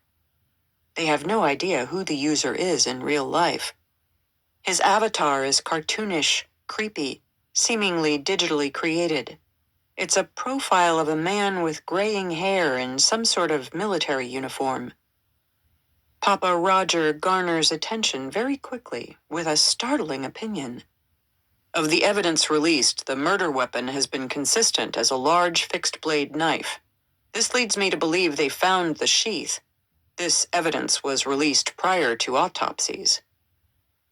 Until now, amid all the theories and speculation on the page, no one has mentioned a knife sheath. Papa Roger gets pushback, and he argues with people who disagree with him. A user named Dustin Stubblefield responds, "Due to the number of victims and assuming each victim was stabbed multiple times, I'm sure that there was visible evidence of a knife guard. For all we know, the investigators on the scene wiped a couple stab wounds clean to look for bruising. I think it's far more logical than finding a sheath. Sheaths are usually attached to a belt." Papa Roger writes back, "They don't clean bodies at a crime scene. The amount of blood must have been tremendous." Stubblefield, "Who knows? Finding a left-behind sheath seems like a stretch, though." Papa Roger, "Why? They are very specific about the weapon, but vague about every other detail." Stubblefield, "I think it's more likely they did closer examination on the wounds on scene than you think." Papa Roger, "Curious. Why are you debating the sheath theory so hard?" Stubblefield, "Because who would carry a sheath?" Papa Roger, "Who would carry a large exposed knife?" A picture of a K-bar knife is posted for everyone to study. Papa Roger, "How did the killer hold the knife prior to entering the scene, in your opinion?" Stubblefield, "I would guess he carried it in his hand from wherever he came from. A knife in a sheath could cause him problems." Papa Roger, "Which hand?" Stubblefield, "I don't freaking know, LOL. Why would you even ask that?" Papa Roger, "So a knife-wielding person walked from where? And entered this house at what point with a large knife in hand?" Stubblefield, "How in the hell would I know that?" Papa Roger, "Do you carry a knife?" Stubblefield, "Dude, give it a rest. You sound like a psycho." Members start messaging Christine and Alina asking who the heck Papa Roger is. Why is he so arrogant? And why is he focusing on the knife sheath? Christine and Alina wonder if Papa Roger is ex-military, given his strange profile picture and his seeming expertise in crime. They notice that he posts fairly regularly, sometimes multiple times a day, and his questions and opinions seem to contain a certain macabre insight. Who is he? "I believe the killer or killers came from the high side of the house. They were covered in blood after the attack. I feel like blood ran down a few places, but it has been suppressed. The kitchen was dripping blood, but they won't admit it. Did the killer or killers drive or walk to and from the scene? Thoughts? Why did the killer choose a knife as the weapon of choice? Did the killer stop at 4 victims out of exhaustion, convenience, or lack of knowledge? Why do we think the dog was spared? Why did the killer choose that house over all the others in the area? How long do we think the killer was in the house? Do we think the killer took anything from the house?" Christine Googles Papa Roger to see if there's any clue as to this person's real identity. All that pops up in her search is the incel martyr Elliot Roger, the 22-year-old student in Santa Barbara who wrote a manifesto and in 2014 videotaped his plans to murder a bunch of people as revenge for all the women who wouldn't sleep with him.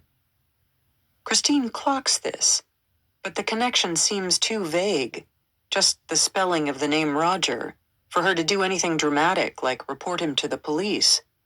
But neither she nor Alina likes his arrogant tone or the darkness of some of his thoughts, so they decide to keep an eye on Papa Roger's posts. One reason they are particularly sensitive to the content and tone on the page is that Olivia Gonsalves, Kaylee's sister, is in regular touch and has become a contributor. Christine had reached out to her on Facebook Messenger, and Olivia responded with her phone number. A relationship developed between Olivia and the two founders. But there was a bump when Christine asked Olivia to participate in a Vice documentary about the Facebook page founders, and Olivia said no, bluntly. But Olivia and Alina continued to talk. Olivia has mentioned that she's pregnant, but she wants to keep that a secret. There's too much else going on for that to be a focus.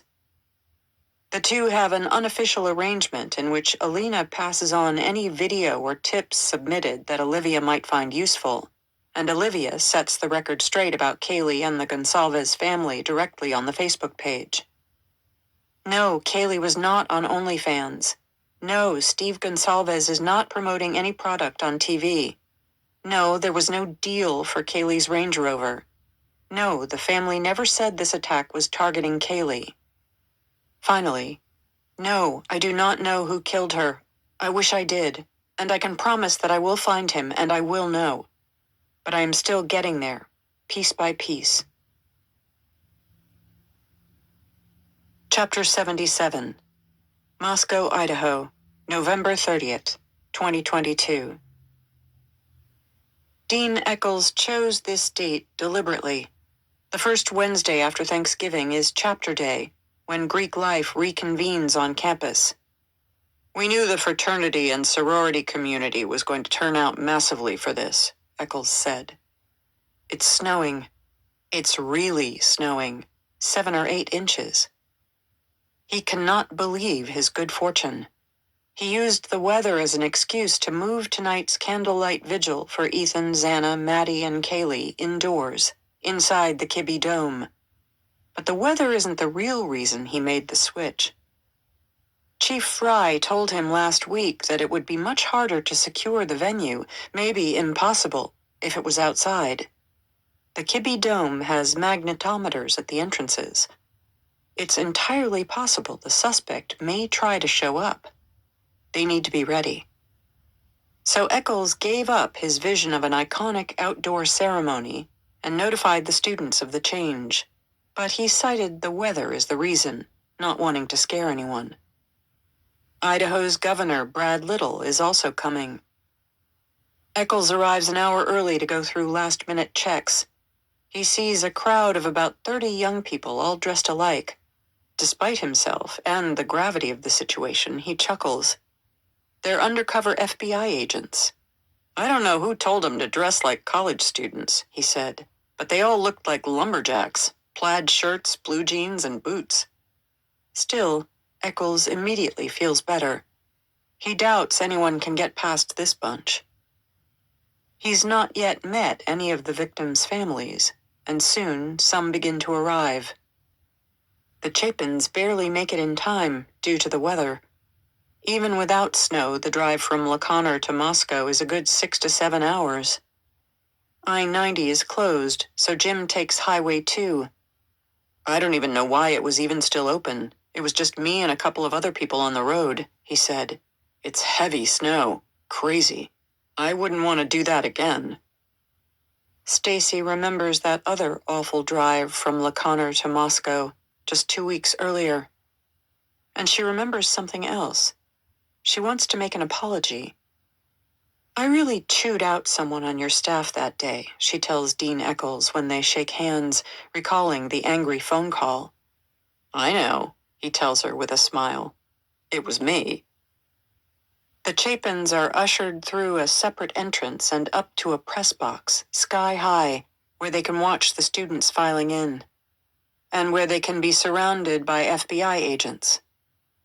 From this height, Hunter sees the Sig Kai brothers, all dressed up in coats and ties, walk to the front. He's instantly touched. "I knew my fraternity was coming, but I didn't know how many of them," he said. "But every single person came." He asks Jim and Stacy if he can go stand with his brothers. They ask law enforcement. The answer is yes, but with a caveat. He has to take his FBI detail with him. A young woman with long, shiny black hair, clad in boots, jeans, and a green plaid shirt, follows him. The Sig Kai brothers are confused to see Hunter with a stunning woman who does not take her eyes off their friend for even a fraction of a second. His brothers don't believe that she's an FBI agent until she sees they are all looking at her and she flashes her badge. The shocked expressions on their faces is something Hunter Chapin savors. A moment of fun in an otherwise bleak universe. When the service is about to start, Stacy and Jim head downstairs, agents in tow, and meet Steve and Christy Gonsalves. Steve is practicing his speech on behalf of Kaylee and Maddie, but he stops to shake hands. He shows Stacy a photograph on his phone of a man with glasses. "Have you seen this guy? It's Maddie's dad, Ben Mogan," he says. Steve seems surprised that Ben is there to speak about Maddie. Maddie was raised by her mom, Karen, and her stepfather, Scott Laramie. They had full custody, so Steve has never met Ben. But Karen and Scott Laramie, grief-stricken, are skipping the vigil. So are the Kernodles. Maddie's grandmother, Deedle, as Maddie called her, later said that she stayed home out of fear. But the vigil is televised, so even those who are absent can watch. After introductions from Dean Eccles, Stacy Chapin takes the stage. And in her inimitable, articulate style, she finds a way to touch everyone there. Her message is about life, not death. She draws a portrait of the Chapin family, a family, she says, probably not unlike any of theirs. They play games, they eat dinner together when they can, they listen to country music, they spend their weekends following their kids to various sporting events. She tells the students she's not going to dwell on that awful night. No one can change the outcome. Ethan would want them all to carry on, to keep pursuing their dreams and reaching their goals, while cherishing the time they have together, because you can't get it back. Steve Gonsalves is up next. With his wife, Christy, by his side, he strikes a soft tone as he describes himself as the girl dad, constantly amazed by the perspectives of his daughter. He talks about Kaylee and Maddie's friendship, taking comfort in the fact that the two besties died together. But he also makes Kaylee and Maddie a promise. "We're gonna get our justice," he says toward the end. That night, the Chapins' chief concern is the well-being of the Sigma Chi brothers. Since November 13th, their fraternity house has been besieged by media knocking and drones flying overhead. Even on this visit, Stacy's best friend, Susie DeVries, who has come with them, wakes up in her hotel to find what she later realizes is a member of the press washing her window. Part of honoring Ethan's legacy, Stacy and Jim believe, is looking after the fraternity brothers he meant so much to. So Hunter messages the house in a group text that the family is coming over to be with them, and they need to put their phones in a basket and pull down the blackout shades. There's money, he says, for pizza and beer. They gather in the lodge, in the same room where Ethan and Xana spent their last night partying. Cocooned in a safe space, far from prying eyes and lenses, insulated against social media, the brothers, still in their suits, and the Chapins stay up all night talking about Ethan, laughing. Some of them get extremely drunk. Some of them cry. Nobody cares. They are living on borrowed time, safe for just one night to let rip. This is their moment of catharsis, their moment to connect, remember, and treasure Ethan. And they are going to make the most of it. Chapter 78. Post Falls, Idaho, December 2nd, 2022. The chapel is overflowing with people, many of whom Emily Allant recognizes, but a lot of whom she doesn't. She and Hunter Johnson are back in Idaho for Xana's memorial service and to get their stuff from Moscow.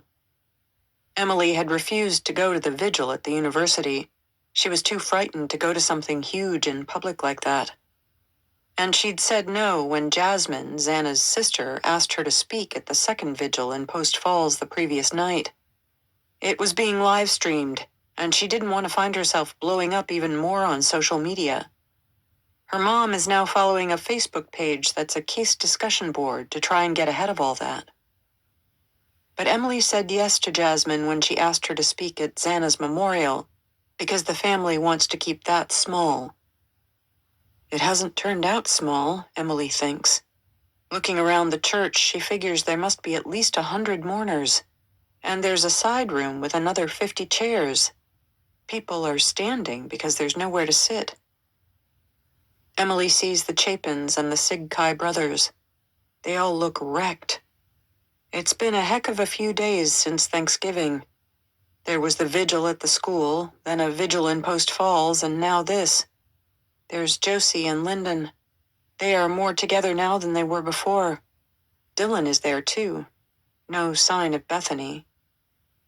Emily doesn't recognize Xana's mother, Kara Northington. Why would she? But Kara is there, out on bail. She'll be rearrested when she fails to report to court afterward. The service itself is surprisingly religious. Everyone is often asked to pray. Emily hadn't known that Jeff Kernodle was religious, but you never can tell. When it's her turn to speak, she pulls out her phone. She spent last night writing out what she'd say. She wants it to be real.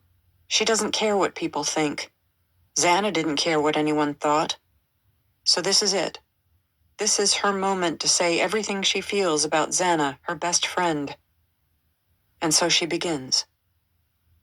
Hi, my name is Emily Allant. I would like to start by saying how honored I am to be up here getting the chance to speak about someone who I got to call my best friend. She tells the story of Xana introducing herself to the Pi-Phis, explaining that her name is pronounced Xanax without the X. How Xana was the light and energy source in every room. I remember the moments, and after all, it is the moments we are left with. For all the moments I've been blessed to share with her, I am grateful. Death ends a life, but not the relationships of that life. We get to keep the moments and relationships. There was a silly sweatshirt she would wear with Eeyore on it, and I found a quote from Winnie the Pooh that says, "How lucky am I to have something that makes saying goodbye so hard." Xana's length of life was shorter than any of us could have imagined or wanted. But the depth of her life was grand. You can look at Xana's short life as a success. If you made your life about happiness and the happiness you give to others, then she was successful in what truly matters. May you rest in peace, my best friend, Xan.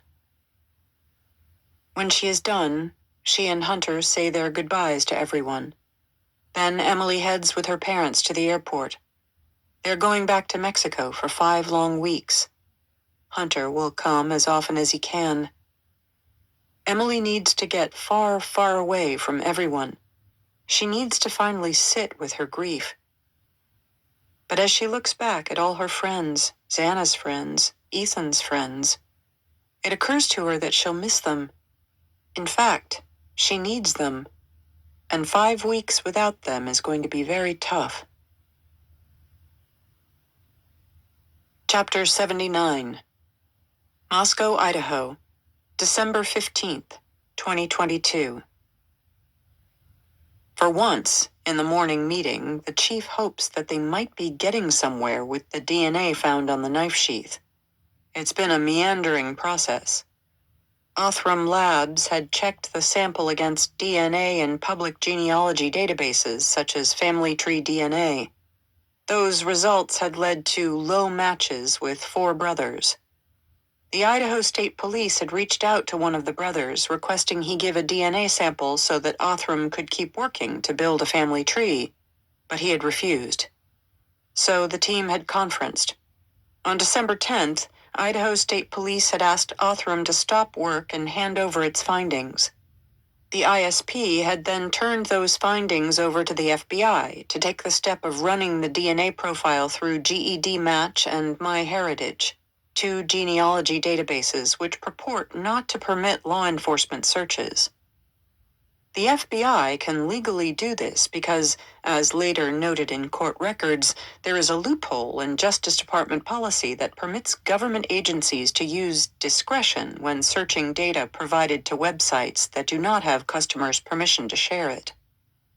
The chief doesn't know all the details, but it turns out he is feeling optimistic with good reason.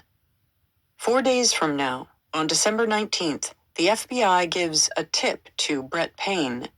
Payne will later say that the name provided is not one they'd previously associated with the investigation. The name is Brian Kohberger. Now the investigators can look at Kohberger's vehicle records, which show he owns a white 2015 Hyundai Elantra. The Moscow team will look at the video they've gotten from cameras around King Road to see if the white car that appeared to drive around the house several times that night could be a 2015 Elantra. And it turns out that, yes, it could. And when they do a video canvass in Pullman, where Kohberger lives, for the night of November 13th, they can see that at 2:44 a.m. the car is headed north on Nevada Street. But less than 10 minutes later, it's headed south on State Route 270, the road that connects Pullman to Moscow. And when investigators check Kohberger's name in their databases, a police body cam shows that on August 21st, a Brian C. Kohberger was detained in Moscow at a traffic stop, and that the car had a rear Pennsylvania license plate, LFZ 8649, that was set to expire on November 30th. It had no front plate, which is permissible in Pennsylvania, but not in Idaho or Washington. The car they'd captured on video had no front license plate. Further DMV records will show that on November 18th, just 5 days after the murders, Kohberger registered the vehicle in Washington and received new license plates, front and back, as is required. CFB 8708. From there, locating the car will be relatively easy. The new plate showed up on a license plate reader in Loma, Colorado on December 13th, and on December 16th, CCTV footage put the vehicle in Albrightsville, Pennsylvania, where, according to databases, Kohberger's parents live. They will also note that Brian Kohberger's driver's license photograph shows a man with dark hair and dark, bushy eyebrows, the description that Dylan Mortensen gave of the masked man she had mistaken for a fireman on the night of the murders. Obviously, Fry isn't going to start smiling in his press conferences. He'd like to. "I'm not a downer person," he complains to Julie, his wife. But he's hopeful. And no one passes on anything to the victims' families. Chapter 80. Moscow, Idaho, December 2022. When Steve Gonsalves pulls up to the house of attorney Shannon Gray, he feels so at home, it's weird. The Gray's house is on 5 acres outside of Moscow. Like the Gonsalves, the Grays have 5 kids. Like Steve Gonsalves, Gray's initials are SG. His license plate is 7GS, a sometime Gonsalves family password. Gray is covered in tattoos and wears a trucker hat. He drives a maroon Mercedes G-Wagon and complains that the Moscow cops are endlessly stopping him because of it. Even before Steve knows anything about Gray's career, he decides he's going to hire Gray to be his lawyer. He'll later say that it wasn't really his decision at all. The girls, meaning Christy and his daughters Olivia, Autumn, and Aubrey, had already decided. They'd told him the family needed a lawyer because they were worried Steve would go and say something he shouldn't.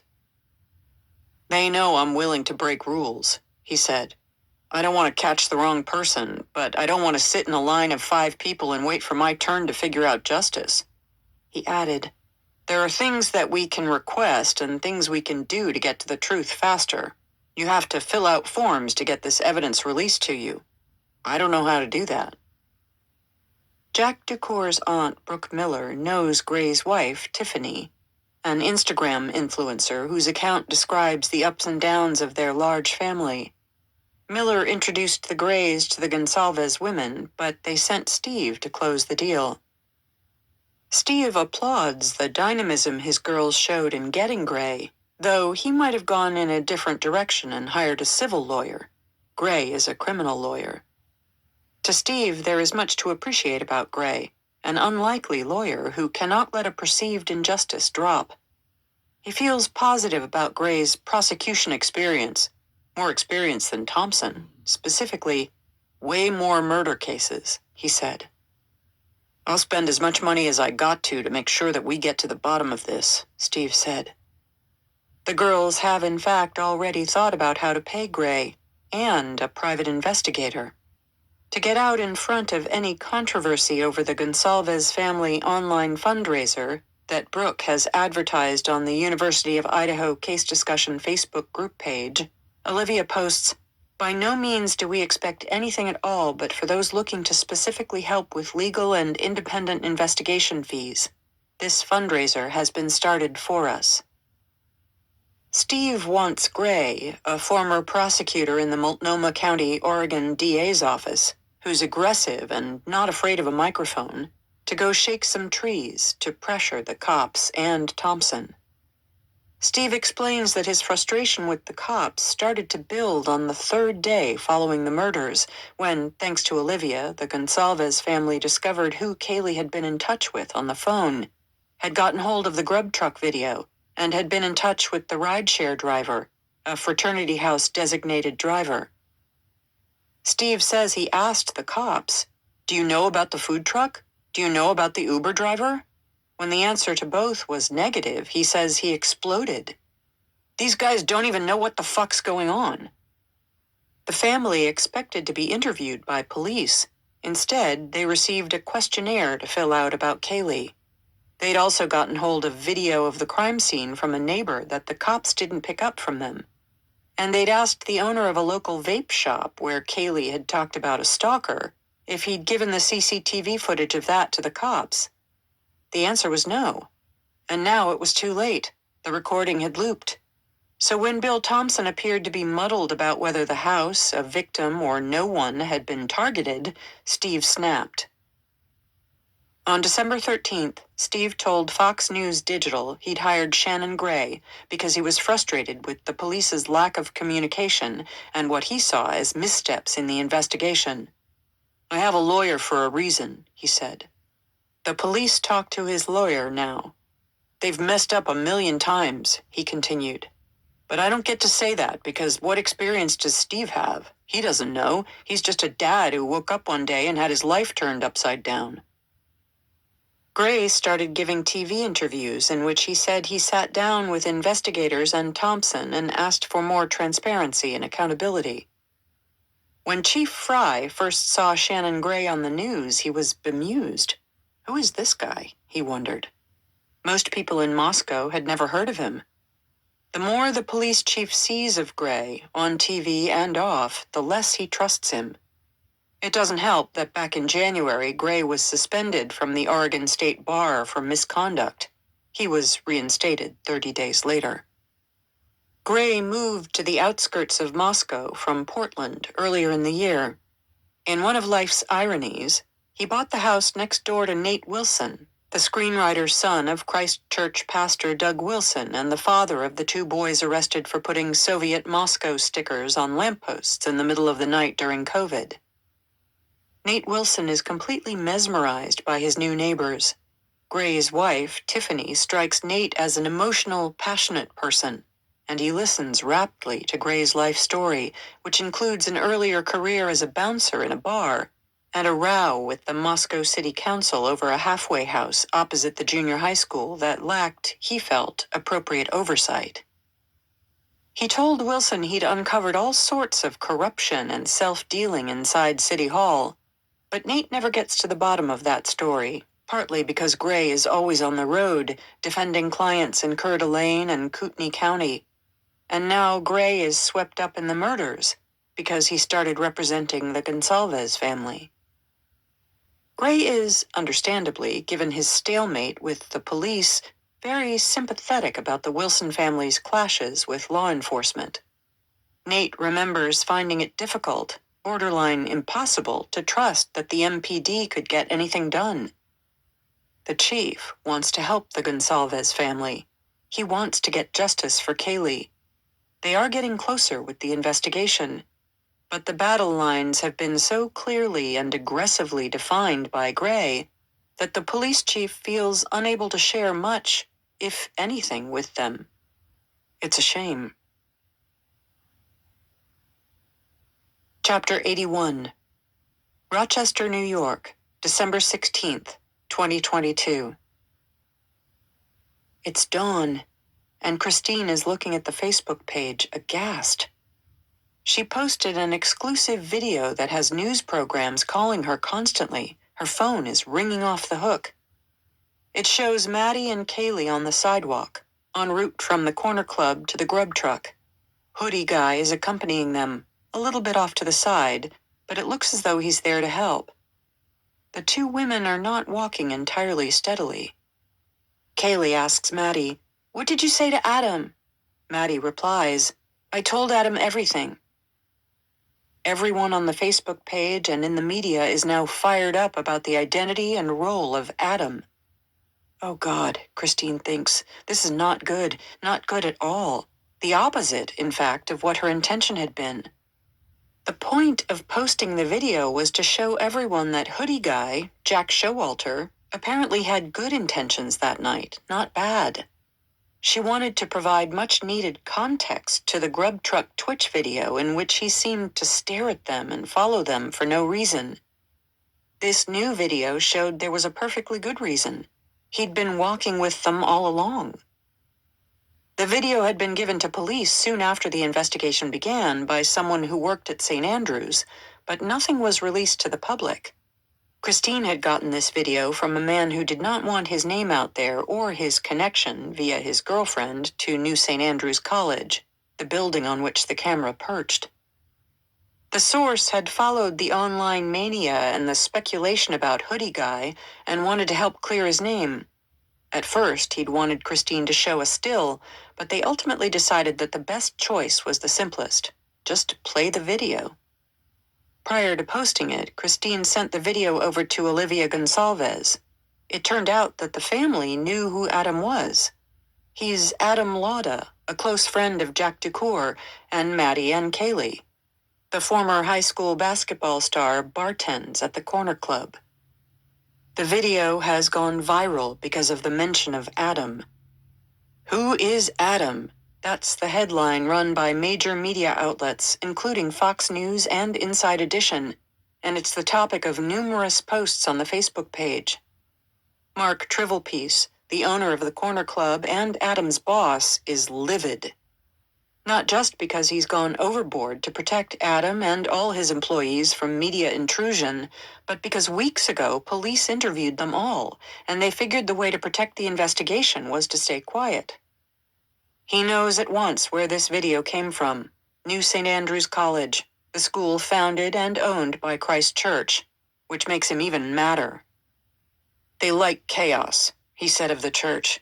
Anything that can get the people who are dead set on being in Moscow to loosen their grip and make it easier for their people to come in, they're going to do it. Appearing on Fox in a split screen with Shannon Gray on December 17th is Steve Gonsalves, who surprises Christine by saying, "We've had that film for a while." Even so, she's glad he's doing this interview to set the record straight about Adam. "I believe the business reached out to us directly after they had given it to the police," Steve says, though his attempt to calm the waters once again roils Christine, who'd thought she had an exclusive. The video, Steve says, was kind of comforting to us because it's just two girls having a good time, talking about, asking about their bartender, just being girls on their way to the grub truck. We did the obvious due diligence and looked into that, and it was pretty clear that this individual was not a part of the investigation as far as a suspect. Phew, thinks Christine.